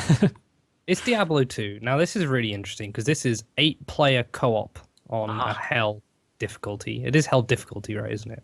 I think. It's Oh no, is clearing Hell all just the campaign? Right. I think it's as long as clearing the all destruction. difficulties. Hell is the final difficulty. Yeah. Right. Okay. But You starting can't. There's so fresh many and players. The through. difficulty doesn't even come into play. You can't even see it. Yeah. It's completely obscure. 2620 by LAV Runa. Is that Runa that used to play StarCraft Runa? Could be. Karte Carter, Noodle, Rapple, Klaus, and Crazy Cow. I love it. I love the 8 names. I get 8 more names. It's great. Yeah. But here you go. Back in January, we got a 236 run in this category and improved a bunch of strats and practiced a lot since then and got a 230 run on November 11th. This week, we managed to beat it and finally reached our long-term goal of a sub 230. There's still a couple of more or less obvious mistakes worth 3 to 4 minutes in this run. We got pretty lucky with a couple of early rune drops, but nothing spectacular, so in the luck department, it shouldn't be that hard to tie this run. We're working on more strat improvements and we'll try improving our time further after our Christmas break. More point of view videos in the video description and missing videos we uploaded soon. So that's cool. Like, I'm not the biggest Diablo fan, but anytime someone does an 8-player speedrun, that's something I'm super interested in. Next AGDQ. Oh, I don't know if AGD Can have that many computers. After trying to do SWAT 11-player, 8-player, we know how hard that is for ESA, and I'm not sure AGDQ will be keen on doing it. Yeah, no. The way you'll get AGDQ to do it is if a tech guy really wanted to do it and he was akin to lead organizer and no one could stop him. You have Fiesel suggest it. Yeah. Oh, yes. Hey, don't look at me. I got all my runs cut that weren't co-op. If Fiesel and PJ do it, if you both There we go. submit That an seems to 8-player work run. at least. Yeah, that Oh, does. well, It has a all 100% right. success PJ rate so will do far. 100% success rate. A PJ Fiesel can't run. All right. We got some more going on. Jugong's been working through Disney's Magical Quest 3. Easy and normal. Easy is 28:06. Normal is 32:02. The easy beats Neon Streetlights 28:29. It's pretty good RNG and execution. A sub 28 is totes possible. Someone else says totes. I'm not sure if that's good or not. Okay. And then for normal, I managed to take this world record back from Neon Streetlight, even though my cat jumped on my keyboard in the middle of the run, destroying my splits. Probably still the most unoptimized difficulty category, though. Is that a problem you ever have, Fiesel? On the keyboard? Cats don't like keyboards so much. They like spots in front of monitors, but keyboards are too squishy to stand on. They're too cold as well. Don't they like warm things? Probably. Yeah, I guess keyboards are cold-blooded, aren't they? Not warm-blooded. Yeah. I have a combination keyboard toaster, though, so mine's pretty good. Oh, yeah. That's nice. The butt warmer keyboard that I use. Yeah. If you push the keys down too hard, they go all the way in, and then you can put bread in there. Oh, wow. I think I probably got a fair bit of bread in between the keys on my keyboard, actually. So I should really clean this thing out, right? Yeah, well, you have the crumb tray in the bottom that you can slide out. Right, you can slide out and have a snack. I wish you did. That's so fucking smart. keyboard inventors, entrepreneurs. What they need to do is cross out keyboard with a toaster. What? Right. No, I want a crumb tray, dude. Then you would only have to clean. Then you would only have to clean out one crumb tray. Dude, no, I want that keyboard crumb tray. Damn it. All right, anyway, moving on. We got Devil May Cry, DMC Devil May Cry, the PC. This is a new one. This is Heaven or Hell, any % new game plus, aka the most broken you can make this game. It's a 3849 by AFox, who says, the speedrun of this game has become a piece of modern art. You can barely find a moment of the run which looks normal. Shout out to Akion, who worked and broke this game with me for a long time now and made this game a real challenge to speedrun. I still feel unsatisfied with this run, but I promised myself to stop this project for now once I hit sub 39. He spoke to me a bit and I asked him where the extra time save came from. Basically, being in Devil Trigger mode makes you fast all the time and also makes the game very black and white and kind of hard to look at for long periods. And that's now the whole game. So basically, imagine, if you will, jumping, starting to fly forever, flying through walls, going super out of bounds, going all over the place, all in black and white, and every enemy you shoot once and it dies because it's heaven or hell. Well, that sounds great. That's exactly how I'd want to play the game. Yeah. So yeah, basically, if you're a purist for Devil May Cry, you'll be furious watching this run. If you like good speedruns, you'll enjoy it because it's super broken. Think Darksiders. And if you're a fan of AFox, and you're used to if you're a this. fan of AFox, which you should be. Yeah. Yeah, think Darksiders. That's the best comparison I can come up with. All right, we got Doom. Any of our guests know Doom?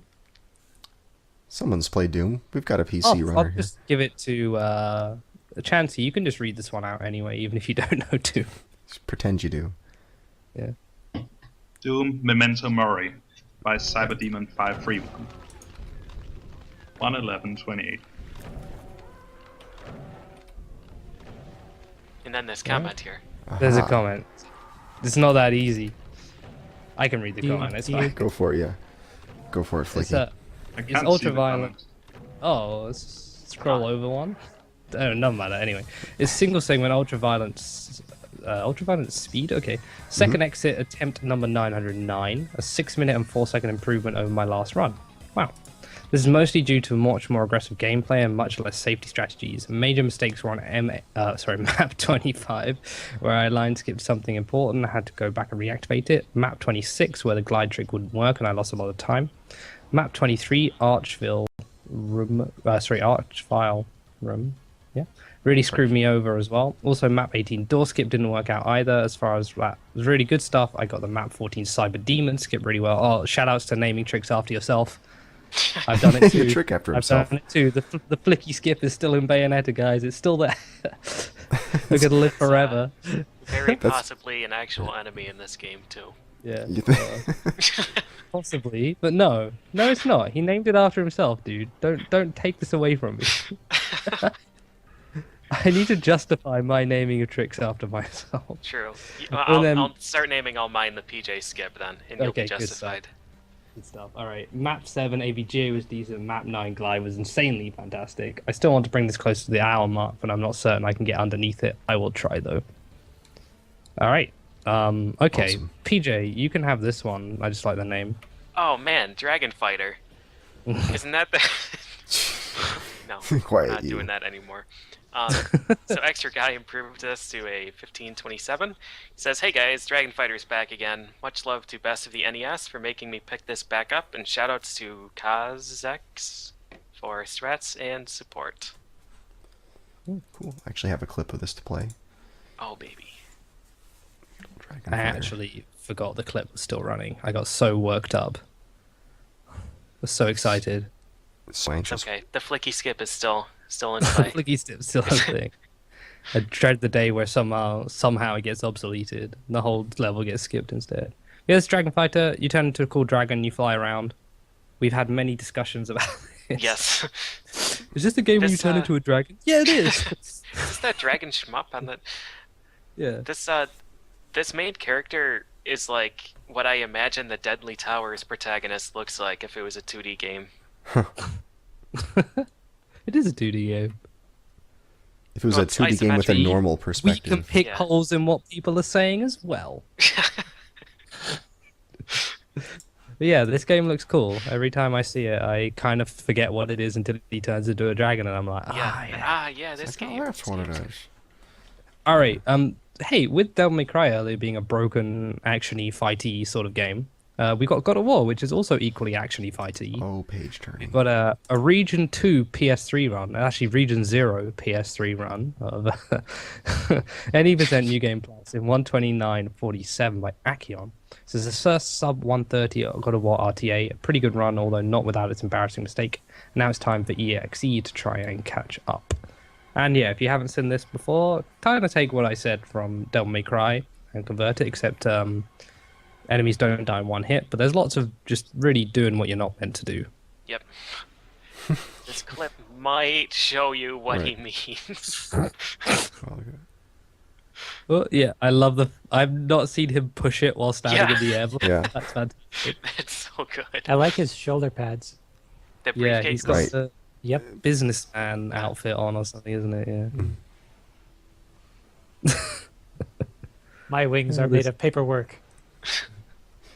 I'm not a big fan of God of War, and I was amazed that I would enjoy this. I remember Englishman talking about God of War, saying, you'd really like this run. I was like, This doesn't look much like God of War to me. That's why I love the run so much. Yep. It's like, it just ruins everything. It's just like a middle finger to the guys who made it, and an incredibly fun speedrun to watch. Just like all the tricks, all the flying all over the place. It's fantastic. It's just a danger when making any game that is intended to take itself seriously. Yeah. Some assholes might speedrun it. All right, we got Hello Kitty Roller Rescue on the GameCube, 80% 3413 by Domi, who says, you might think this game is a joke, but it's very fun to run, and this run is actually pretty optimized now. So there you go. Roller Rescue. I've seen it so many times, I can't think of it as anything other than a speed game now. So, all right, hey, this is cool. Hotline Miami got improved. The 80% new game in 2016 by Dingo Droll, who says, after weeks and weeks of practice/attempts, I finally got a sub 2020. It's a really good time, but with the recent strats found, the sub 20 minute is possible, and that's my goal for now. I died 4 times, 2 deaths more than my previous time. That was some painful deaths too, so I can't wait for a deathless run with perfect RNG. Yeah, good luck. I really would be keen to see a deathless, like, this is not Hotline Miami. That's not Hotline Miami. Do you think that's... It's definitely not. Are you sure that's not Hotline Miami? To give you an idea, I would really love to see the deathless, because EXO was trying to work on a deathless speedrun of this, and he gave up. And so that's His pretty game much kept testament to how crashing or hard something, didn't it? He was it. waiting. Yeah, for the it crashed a patch, lot then as well, but never it's came. hard. It's hard. So to see a deathless, I'd be keen on, and this game's cool. He actually showed us his death in his clip. Showed us one of his 4 deaths. That was I nice. guess so. Yeah, this game is tough if you haven't played it. It's really hard, and there's a lot of RNG. We did a Hotline Miami episode if you really want to get clued in about it, but yeah, enemies have different AI tendencies, and that's random which ones you get. So sometimes you get the deaf guys, and you're trying to shoot to lure them out, and they don't move because they're deaf. That's their thing. So it's a cool thing. It's a really cool game. Kick-ass soundtrack, as is said every time anyone mentions this. I actually so bought some of the. fast-paced. Yeah, it's really fast. Yeah, it's sweet. It's cool. Check it out. And at this point, pretty damn optimized, or pretty damn fast. You know, it's not going to get significantly quicker. Although Dingo Droll's going for the sub 20, so good luck to him. Yeah. I'm excited to see more of that. I'm excited to see Hotline Miami 2 when that comes out. See that get run as well. I didn't Yeah. even know that was a thing. Yeah, it's a thing. It's a thing, all right. All right. Hey, this is not English, and therefore I'm not going to try and read it. It's Let's give this Kid Mickey one. 3, that's what it is. Let's give this one to Johan. All right, go for it. This is Johan, you're gonna Kaiketsu Yanchamaru 3 Taiketsu Z for the NES, Japanese version, of course. 80% in 17 minutes 25 seconds by Infinite Mystery. He says, Kid Nicky 3. Another plot involving a kidnapped Princess Margot is afoot, and Kid Nicky is tasked once again to save her. Kid Nicky has added some new techniques since his last adventure, involving a Mega Man-type slide, has swapped out a spinning sword for a staff that allows him to pogo on enemies and spikes, and a special move that allows to do more damage to bosses when close. I don't have too much to say about this at the moment. Expect more runs to come in the future. So it's like, Diesel. sounds like Mega Man crossed with DuckTales. It looks like peanuts to me. But Fizo, I think you're playing the Hotline Miami clip here. Oh Yeah. yeah, I'm sorry. This is Hotline Miami. yes. Never mind. Everything looks like peanuts to you, doesn't it? No, this especially looks like peanuts. Okay. Look at the girl one. Is that a girl? It's a girl, right? Maybe it's a girl, but it looks like peanuts, definitely. Yeah, Kind of that was reminds Darcy. me of old Popeye cartoons. Yeah, stuff like that. Like some The sort of limbs samurai aren't long olive and oil. lanky enough, though. Yeah. Yes. Yeah. Yeah, olive oil. Kendo olive oil. There we go. Yeah. Olive oil is real. Like, I can't think of anything that's as lanky as that. Like, I'm thinking No. of Macarva from Unil, and that's still not lanky enough. Like, Maybe just like freshly cooked pop. We were just Let's stop talking about ragging. olive oil. we're But just talking about olive oil. Better than Is he- olive oil is Little Samson for the NES. Hang on, I need to check if my stream's lagging now, if it's gone down again. Oh yeah, Gone no, down again. No, we're. Oh. it hasn't. I just took down the other. Other one. Side Okay, stream. that's fine. Oh. No problemo. I'll scoot back over to the second side stream of 5. Right. I'm now gonna move my whole layout. Wow, man, it's outrageous. I already used up my segue. That's all right. This is Little Speaking Samson. 90% speaking of easy. you segues,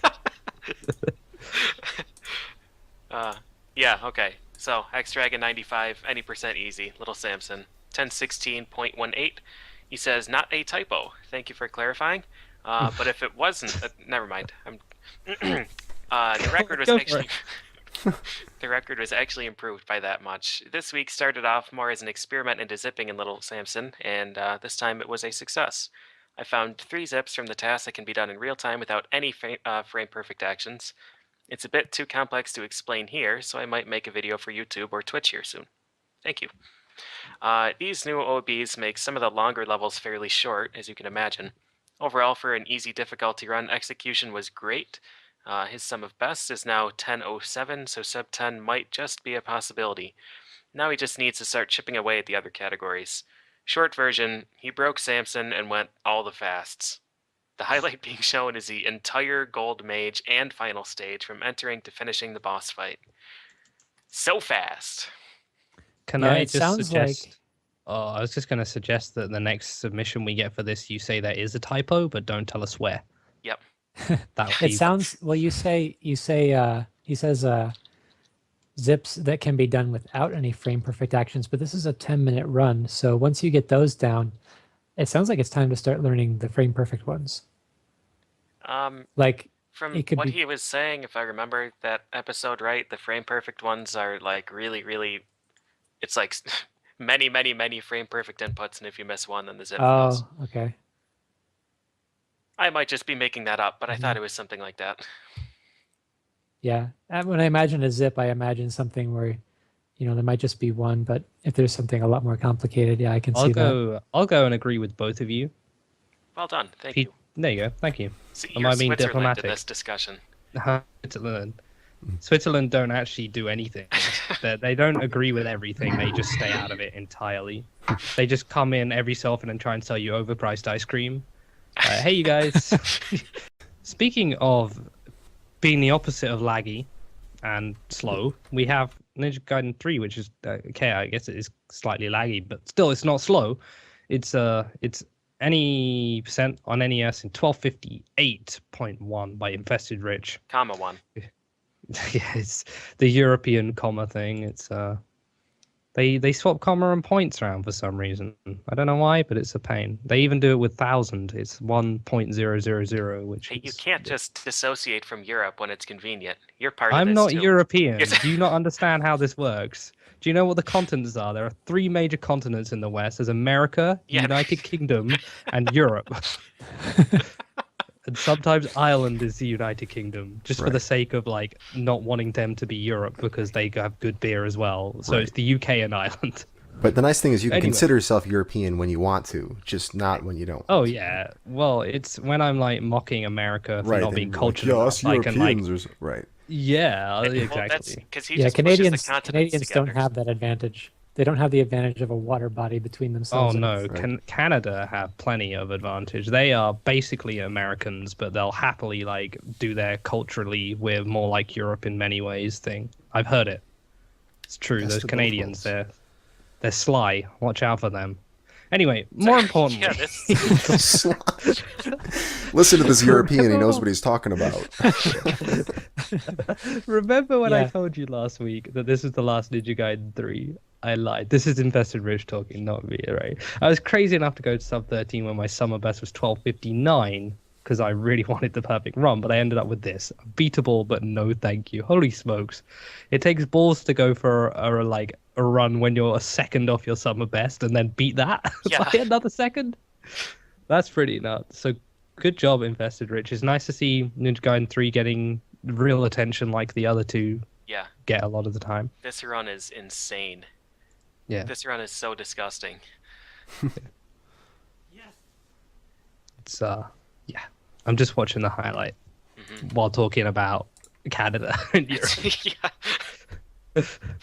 But yeah, it's really good. Infested Rich has been working on this for ages. It means we now, well, we did before, but now we have some really damn good runs of all the 3 Ninja Gaiden games, the originals, Mhm. and some really cool runs of Sega Master System 1 as well from Crazy Erasmus. But the important part is Infested Rich, crazy enough to try and go for that and blew it out of the park. So good job, Rich. Congratulations.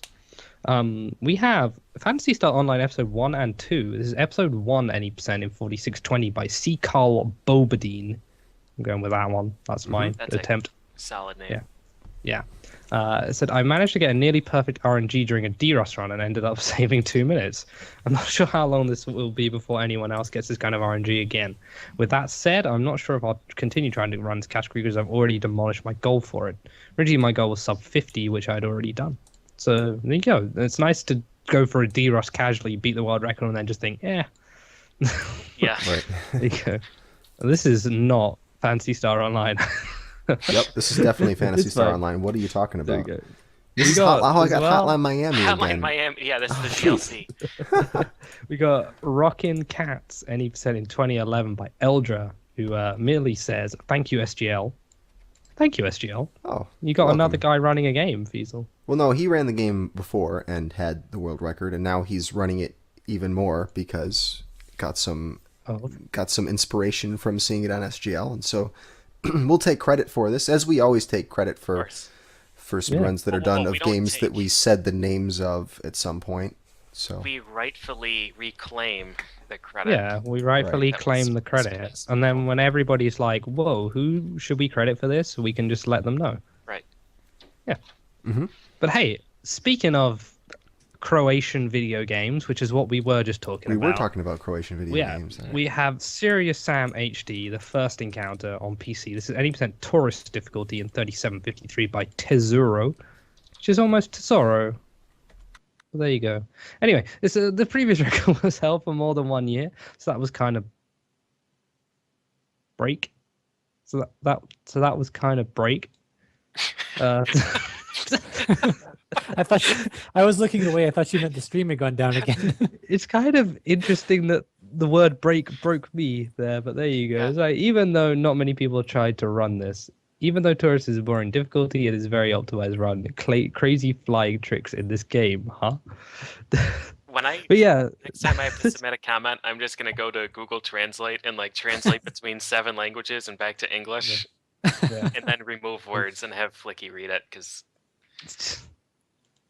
Removed words I'm okay with. It's whether it's completely the wrong word there. Like, did you want to say great? I don't know. So like, it's kind of break.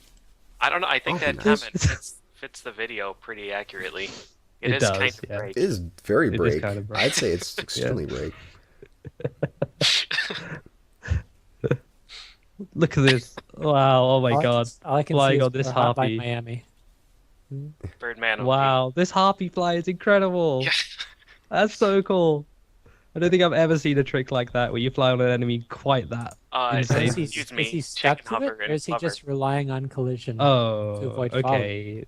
The chicken hover. Is the chicken an enemy though, or is No, it an it's- NPC? Of course, the chickens. Oh, it is. Okay. Sorry. I forgot it's a Nintendo game. Chickens are evil. All right. Everyone eat cow. But yeah. But yeah, that's really sweet. silly. I love that. Dude, look at this. That's amazing. All right. Absolutely We incredible. have let's give this one to Johan. For the Why sake don't of we? it. Skate. Why not? Skate This is by Skate. Extra Guy for the 360.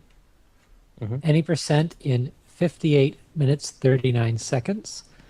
He says there are 2 routes you can take in this game to reach the X Games. I took the skateboard mag route.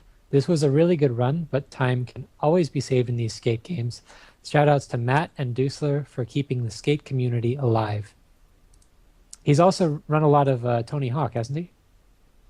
Extra I seem Guy? to remember him being involved in some Tony Hawk game. I'm trying to think. I'm not sure. It's possible. I could go look up on TSS Break, but his name doesn't immediately spring to mind when I think Tony Hawk. I've played a Tony Hawk game before, so from that I can tell what he's saying about time can always be saved. Yeah, absolutely. These are not typical 3D platformers or even driving games. They're kind of a hybrid of the two, and controls can be really, really awkward at times. This And, one especially. unintuitive. Like it's not just straight up platform. You have so much else you have to think about. Some games, newer games, even allow you to control balance directly. Yeah, the skate games are real something to get used to, and they can be very glitchy and broken too. So I wouldn't be surprised if he loses a handful of runs to flying into the air or something. Yeah. But it's rare to see skate actually played, even speedrunning terms properly. Normally it's just people trying to glitch everywhere they go. This might be the first time I've seen actual footage of someone playing it properly. Okay. Yeah. Yeah, cool. the unintuitive controls really lend themselves to a high barrier to entry for casual play. Even that's one of the Very things that popular just made me series, though. stop playing Tony Hawk. Was I just couldn't get the hang of the controls. All right, you claimed this next one as well, actually. I didn't see you Yeah, I claim saw this, this which is one. why I gave you skate, but then I saw you claimed it, so I'm giving you this one. Yeah, I claimed it because I saw this run happen. I was in Skybill's stream. Star Fox by Skybill's on the SNES, level 1 warpless. That's the It's blue level route. 1 difficulty. Yeah, Oh, it's okay. the Yeah. route through the The center route. of the map that goes through the Meteor and the Space Armada. This is really it's on rails, just like Star Fox 64, but the boss kills are insane in this game.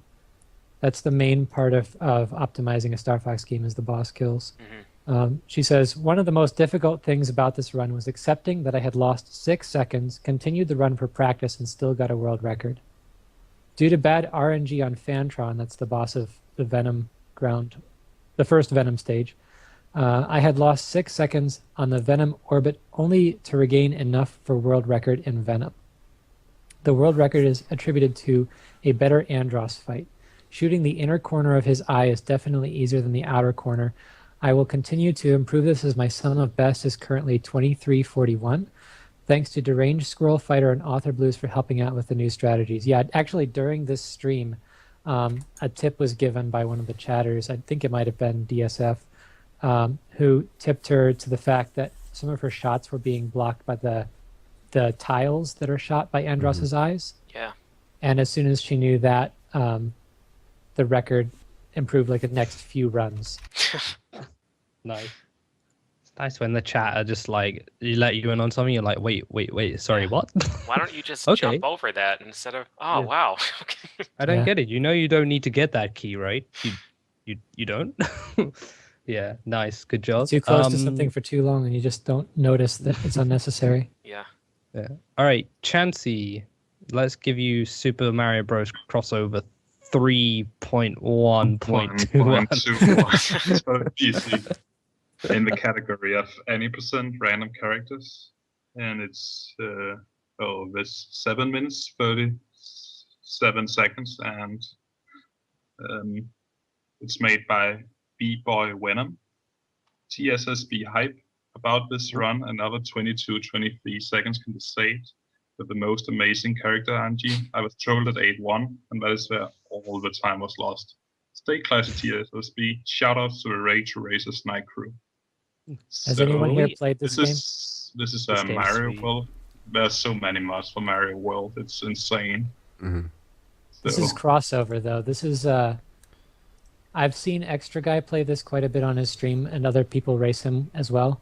And this is a game No, this video clip is about Super Mario World Return Right. to Dinosaur. Yeah, this is isn't it? Return to Dinosaur. Right. Okay, This is a because crossover. I was going to say crossover Yeah, is actually crossover a you can play flash as game. yeah. Right. Crossover's a It's a different. It'll flash be- game that allows that This is- randomizes the character you play as, the graphics from a whole bunch of different Nintendo. Right, we'll see it franchise in a stuff moment. games.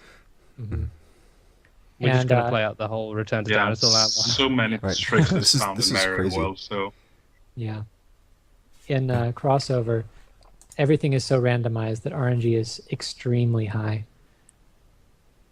All right. Well, Yeah. So we did them we crossed over and did them in the other order. Whoa. well, okay. So while watching this Return to Dinosaur Land clip, think about crossover while we talk about Return to Dinosaur Land, and you watch the crossover clip. Okay, so it's good. We're like meta. That's a meta. That's self-referential. We're doing well. Yeah. So we got Super Mario World Return to Dinosaur Land. Right? Remember what you just saw, and what you just heard, and mix the two. Okay, we got Right. 59 exit and 124.10 by Author Blues. He says, "I'm back again with that." What is still objectively the greatest SMW ROM hack of all time. Last time I submitted this run to TSSB, it was a 132.37. After finding out that we had actually missed an exit, oops, I decided to de-rust on this game to improve the previous world record. After coming up with all new strats for many of the stages, I have improved what was already a fairly optimized run by almost 8 minutes. This ROM hack is great because it permits certain glitches and tricks to be viable in the speedrun that are either not useful or not possible in the original SMW. A perfect run with current strats that will probably be around 120 flat. Thanks to Green Death Flavor and Wild Mouse for their help and support. There you go. This is crossover playing now. Why is Gemini that's Man right. not causing all the lag? Yeah, I This is don't not know. an accurate game. Why can you even play as Gemini Man? Like, that's kind of cool. Yeah, it Like- randomizes the stage, the tile set, and the character. So we have Gemini Man playing an SMB1 level and SMB2 tile set. You saved stage- Dr. Wily and killed Save Death. Dr. Wily. Nice. All right. We have next The Goonies, everyone's favorite TV show that I didn't know existed until American TV cartoons referenced it endlessly and shoved it down my neck. Is that even It's a the TV Goonies, show? I dude. thought it was just a movie. Movie, yeah. Is it a movie? Oh, see, look, they did a bad job. They should have taught me better. I didn't know. It's a movie then. I don't know, about some kids who live in the something. It's any percent 1651 by Darkwing Duck. He says, yet another one for the Sunday TSSB. God damn it. He does it on purpose. You know it. A little bit more of an improvement than I expected. This run has a difficult early platform jump, 337 on split timer. So you know. Watch out for it, stream, when you see that. Not optimized yet. Would be nice to get under 1640. We'll see what happens. Is Goonies at AGDQ?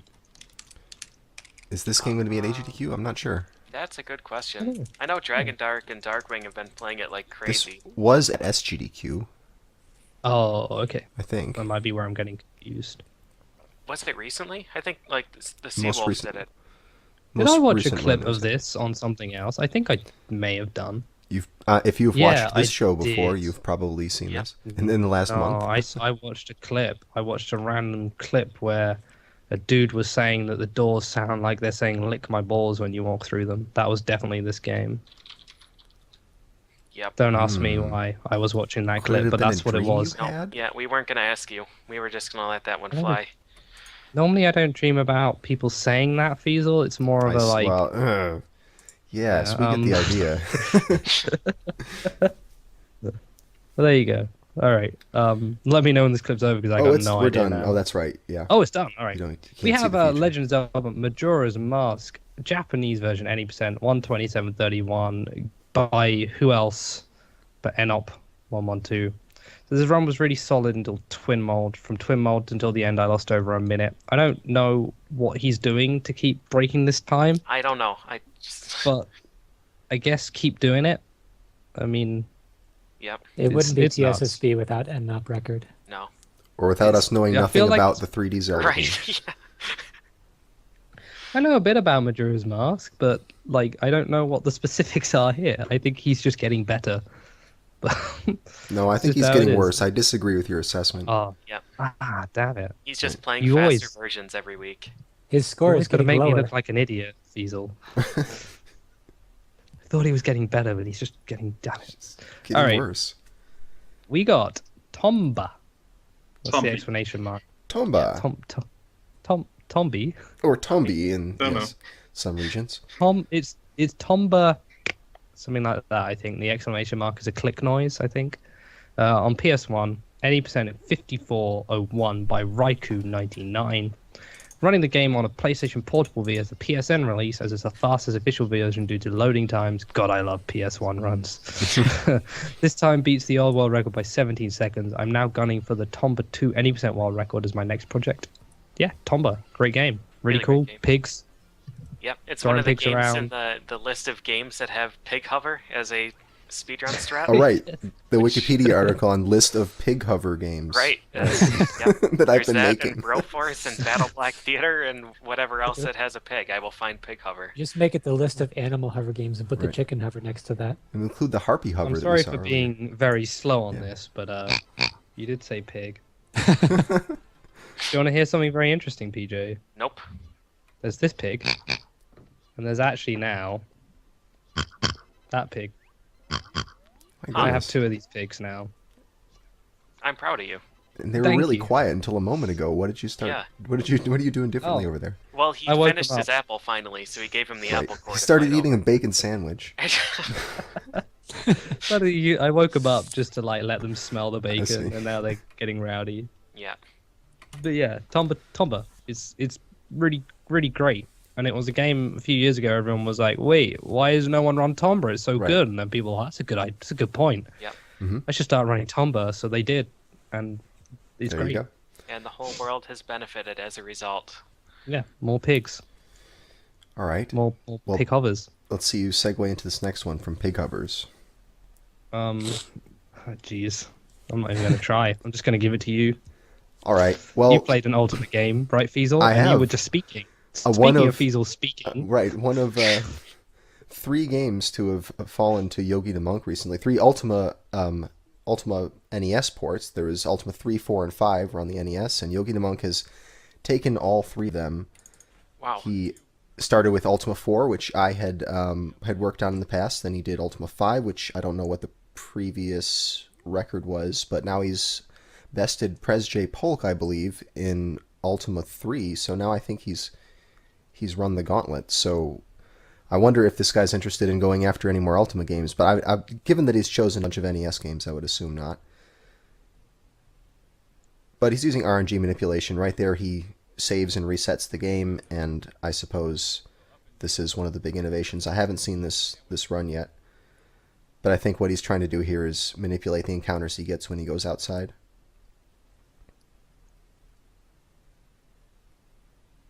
This like Fog of War on NES is really It looks so I love elaborate. games. I love games that do that. And there's the pirate ship battle. Anyone? It reminds me of the Capture the Flag game for PC, old back in DOS. The yeah. Fog of War. I genuinely get I don't like playing games with the fog of war is completely blacked out. When it's faded and I can see the map beneath it, I'm fine. When it's totally blacked out, I don't like it. It took me months to get used to that in Brood War because I didn't like that it was black. For some reason, it freaked me out. But in other games where you can see through it slightly, no problem. Look at that. Although I Looks so suppose cool. it does duplicate what you would actually, how you'd actually have to remember where you'd been, and all you could see is what you can see. I already have that problem in real life. I don't need that problem in my video games as well. Yeah, I'll I let you do know like when it it's just leading his merry band of wizards around. I'm just imagining The wizard backup Flicky, singers. I'm just imagining Flicky walking through a shopping mall and making a map of where he's been the wizards are the as he backup goes on singers. paper. I'm actually terrible at mapping, so I normally just memorize the entire layout of the store just to go in. That guy who you're like, can you get me like a noodles, please? Yep. Like back. I remembered it. Did that Aisle say a wild 16 floor with the appears? soup. I don't know. It's just a beard hit enemy for this much damage though. They're called Right. Luffy, Black, Beard, and what was the other one? Bart. Bart. Yep. Bart is German for beard as well, so kind of two beard people. Anyway, more importantly, Valkyria Chronicles PSP 80% normal 41324 by Wandering Mind. For the first time, I'm happy with how our run went. Okay, good. That's it's all downhill from here though. Like once you're happy with one run, yeah. Anyway, I'll let you finish. That's a phrase. That's an idiom. It's a phrase. You know how it ends. Yep. It's like when in Rome. You know. I saved time in a bunch of places. My new strat worked really well. The RNG was generous to me. The important thing to take away from this: never give up. I had a bunch of attempts over an hour and a half that never made it past 5 minutes. Then I finally got a run going. 410 is totally possible. Yeah, I don't know much about Valkyria Chronicles, even to the point where I didn't know there was a sequel. But this is the like war. It's like a war JRPG set in World War II-ish, and really well received. I think it's out on Steam now. Valkyria Chronicles 1. I think that's correct. Isn't I mean, this I usually isn't this doubt. isn't this a tactical RPG? I think it is. 'Cause Imagine this is something so. I've been interested in checking out. I I think I've literally only seen. know what the opening cutscene looks like. I don't know what the game is. Yeah, I know I've seen people run this. I'm trying to remember who. Maybe. Wandering Mind. No, I haven't seen his stream. I'm thinking maybe Railgun was involved, or Possible. He's run a JRPG before. maybe. I want to say Kirby Master. I mean, it doesn't Can seem we like his just kind add of game, but I Oxus to the think I've list? seen.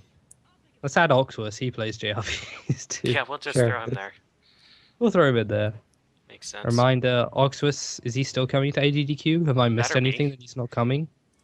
Better be. He was meant to come years ago. Yep. Alright, I'm gonna can't wait to awkwardly try and talk to him. Whereas he doesn't know who I am, and it's gonna be really... Yep. Anyway, this is... Yeah. Valkyrie, that's what it looks like. Yeah, this is a game I was thinking of. I keep like every time I see Valkyrie blank game, I don't know if it's Chronicles or Profile. Oh shit, then there's I just, a profile like, as well. Right. I just like completely blank out and just. Yep. Which one's Valkyrie? Valkyrie- Which one's Valkyrie Valkyrie profile? Profile is the one that Josh. Yeah, Funk it's a Talk was- platformer, an action. It's not an action Oh. RPG. It's an RPG platformer crossover. Mhm. Man. Meanwhile, shmup with the Chansey's dragon. just thinking something It's really totally short for an RPG too. Like I 4 think hours, Valkyrie. No, I think Valkyrie Profile. One of the runs is like half an hour. Yeah. That's not short for an RPG. Have you seen the E speedrun? It's 21 seconds. Chrono Oh, the Trigger only RPGs takes 3 minutes. Yeah. All right. So this last one. No. Oh, they're both yes. the last one. Yeah, Never they're mind. both the last one. my Violent bad. Storm Arcade, awesome game. Gonna be at AGDQ. Zook has been running this. He did it a 1cc and a Deathless run, both with Boris in 1740 for 1cc and 1801 for Deathless. And he has to tell us, with Violent Storm, Konami finally figured out what hit stun is. Boris is by far the best character due to his damage output and the ability to move while holding an enemy, which, coupled with being able to OTG grab enemies, makes for a pretty broken crowd control tool. Oh, one tiny detail. You can cheese out 7 of the 8 bosses with precise OTG grabs and AI loops. The last boss, Geld, he says, Geld. German for money. I see what you did there, Konami. Yeah. It's true, because he's really unfair and just takes all of your money. Was notorious for being a giant credit-gorging RNG clusterfuck. But thanks to a new strat, he's quite manageable now. He plans to improve his Deathless and 1cc times with Boris, and he thinks a 1650 is achievable. He'd like to that thank guy was just pretending to be a statue. He'd like to thank Murphigator, Macaw, and Butters BB for new strats and keeping him motivated enough to continue running this. Special thanks to Banshun for showing him the Geld strat, as it made the whole process a lot less frustrating. Just to point out for anyone unaware, OTG stands for off the ground, so Yeah. you pick them up off the ground, which normally you can't do in fighting games, but Or beat 'em in ups. Beat 'em ups. Yeah. Yeah, sorry, I meant to say You beat 'em can't ups. do it in fighting games either. You can't generally know. I don't know what was shown in that clip, but there's one boss where he literally just picks him up and slams him on the ground, and then picks Yeah. him up off the ground and slams him. Yeah, Mhm, yeah, he there's a couple showed of he that. showed us that for half the boss fight because he Right. figured, yeah, fuck it, you know what the rest Yeah. is gonna look like. It's So so yeah, good. that looks sweet. Yeah. I'm very glad that the character's name Boris is like the one you want to course. play as. Yeah. Yeah, Nice it's a really manly sick name. game, really sick run. It's going to be at AGDQ in our arcade beat 'em up block, which I'm super hyped for. Nice. On actual arcade hardware. Oh yeah, Oh, Butters and I are bringing I our heard super rumors. guns. I heard rumors arcade hardware going to be there. Yep. I don't know why I just heard rumors when I could have just straight up asked You somebody. could have, but, yeah, I you know. could have asked. We did it for Could've- SGDQ even, so it's not Oh yeah. not the first time. I was stuck in Eastern Europe during that, so What's they make it sound so painful. I wasn't stuck. I was there voluntarily. It was fun. But there you go. Eastern Europe is another continent, by the way, if you're wondering. It's Yeah, it's right next to Canada. But there you go. Congratulations. Another round of records. Yeah, Fantastic. we did it. Good job to everybody. Excellent. Well done. Right, now going through our usual bits we have to do. We're going to run some ads at the end of the show, 3 minutes. Please stick around with your ad block off. I'm going to turn my ad block off now. I had it off, but oh my god, there's only so many times you can watch Xbox One adverts without, hating the idea of watching another Xbox One advert. But Right. Yeah. anyway, mine's off. We're gonna run 3 minutes of ads. After that, we're gonna find someone to raid. If you guys could have a look for someone to raid, that'd be great. Sounds Is there anything to mention news-wise? I don't know. Nothing I can really talk about. Are there any big Um, events coming up? Are there in, any like, a big month, things maybe? coming up in the? Well, yeah. I mean, in a month, sure. There's AGDQ, which is that American something games. No, it's not. It's Awesome Games, of course. I'm getting an advert for Christmas Shopping Simulator. Christmas Which is shopping free. simulator? What? Christmas Shopping Simulator. I Oh, actually okay. did. Oh, shit. I should have mentioned this in my recap. I did a blind race, guys. Wow. A Christmas Shopping Simulator with EXO, LL Cool Dave, and Lemon, and none of us could finish because the game glitched out and wouldn't let us complete the goals. Good. Plus, we couldn't find all the things. It's fun though. If you guys are looking for an interesting blind race, it's free. You just download it. It's surprisingly entertaining. Just be aware that you might have to reset because the game objects you need to hand in get stuck in walls and you can't pick them up, And then you ruin Christmas. and then you ruin Christmas. Yeah. And if you do, guys, let me know where Santa is because we couldn't find Santa anywhere. I did find a glitched out model of a woman that was 4 times larger than it should have been, which was good. And every one of us went out of bounds in a different way within the hour we were playing. So my way was pretty good. I laid down on a conveyor belt and these objects pushed me out of bounds because I thought that was the way I needed to go. But no, turns out I got stuck out of bounds. Anyway, yeah, AGDQ is coming up in a month. Starts on the 4th of January is when the stream starts. Venues sort of opens. Setup day is the 3rd, and is it running till the following Wednesday again? I The 14th. don't know. With The bonus stream and bonus? whatnot. I have don't no know when the idea. last. It's normally that day, but I don't know. You can sign up for it though. You can register for it now. I heard it's about half full entrance, which I think is 460. So yeah, a lot of people. I still need to actually do that. Yeah, same Something here. about I need Yeah. to do that. So I maybe Mike would boot out a random person if Fiesel didn't get in, but I'm not sure he would if I didn't. I think Paying probably paying people to quickly sign up so you can't get in. Yeah. It's an extra $10 if you don't sign up before the middle of December, right? So Right. Yeah. So there's the incentive. that $10 needs to go on an extra burger, so I can't afford that. Yep. But 510 yeah, there's out of 920 have signed up so far. 510. Wow, where's that number? Oh jeez, I just made it up. Is there a on my sign up ad link? load. Yeah, I went to my profile, gamesdonquick.com/PJ's profile. Oh yeah, that's why I didn't sign up. Yeah. Does that? I need to create a profile as well. You can just use Ugh. mine. Mhm. Oh sweet. Yeah. I'll sign up as PJ. Can I sign up as PJ's +1? Yeah. Mrs. PJ. Mrs. PJ. But there you go. There's that. I think we have a stream target. Is Sounds that good. SGL? When's Yes, we're SGL this week? playing Saturday 4 p.m. We're playing Moon Crystal. Oh, nice. Yes, it's a Japanese NES platformer that you've never heard of, but it's excellent. So we'll see what the I players might do be with able it. to pop in for these if you need people for commentary. By Oh, the pop way. away. Oh, Please do. damn it, sweet pop away. Oh yeah.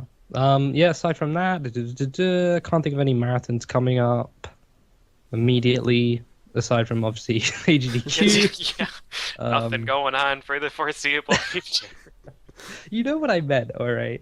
Next week's episode, we have nuts, I've forgotten. I was so good. No, it's Golden Sun. It's Golden Sun. It's Golden Sun with I believe Plexa and Bal Nocturno / Bloodduster, whichever name he's going by. Judging from their tweets to one another, expect lots of talk about complex maths, but also expect a guide through how to speedrun probably, I'm just going to go ahead and say it, the best RPG on Game Boy Advance. Fight me if you disagree. I don't care. It's the best. You can't argue. Mega Man Battle Network's community is in uproar. Okay, those are really good too, but still, no. Okay, now you're making me doubt myself. No, I can't fight myself. I can't do it. Anyway, it's going to be damn good. It's Plexa, our first New Zealander guest, which I guess amounts for something, and Bloodduster, who may well be our first Austrian guest, actually. So Wow, 2 milestones. Yeah, I'm trying to think about that. Episode 126. Check it out next week. The following week will be AGDQ hype. If you are hearing about AGDQ and thinking, yeah, that sounds cool, but I'm just having trouble getting hype, which I'm sure is a problem you guys are having, right? It happens to a majority of males at some point. You don't have to be ashamed. It's just getting old, but don't worry, we'll be here to help out. We have no idea who's going to be with us. Maybe you guys could tweet us at TSS Break with some suggestions for who would be good guests. That would be good. And by the way, even if you all gang up and all suggest a joke person, we're not going to fall for it. We know. That's fine. We might fall for it. Yeah, we might not realize that Mr. Speed R Runner is not actually a real person and try and contact him. If not, we'll just add that fake funk doc to the call again. Yes, oh man, that guy. He's the best. Fall back to episode 3. Yeah. Wow. Like, why isn't Josh answering? Right, because we brought in some other random funk doc. Yeah. Who It was was nice also enough called to Josh, though. Anyway, that's that. We have a raid target. Go check out that raid target. Well, do we have a raid message? We have whatever you make up right now. You have 5 seconds to come up with something.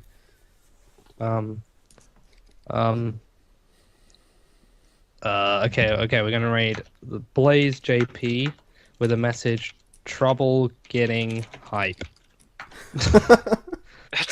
That's a great thing to keep. See your doctor.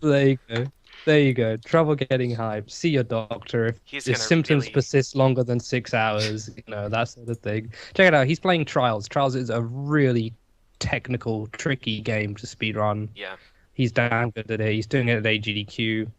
And we'll see you next week for Golden Sun. Please watch some adverts. Thank you. Good night. Bye-bye.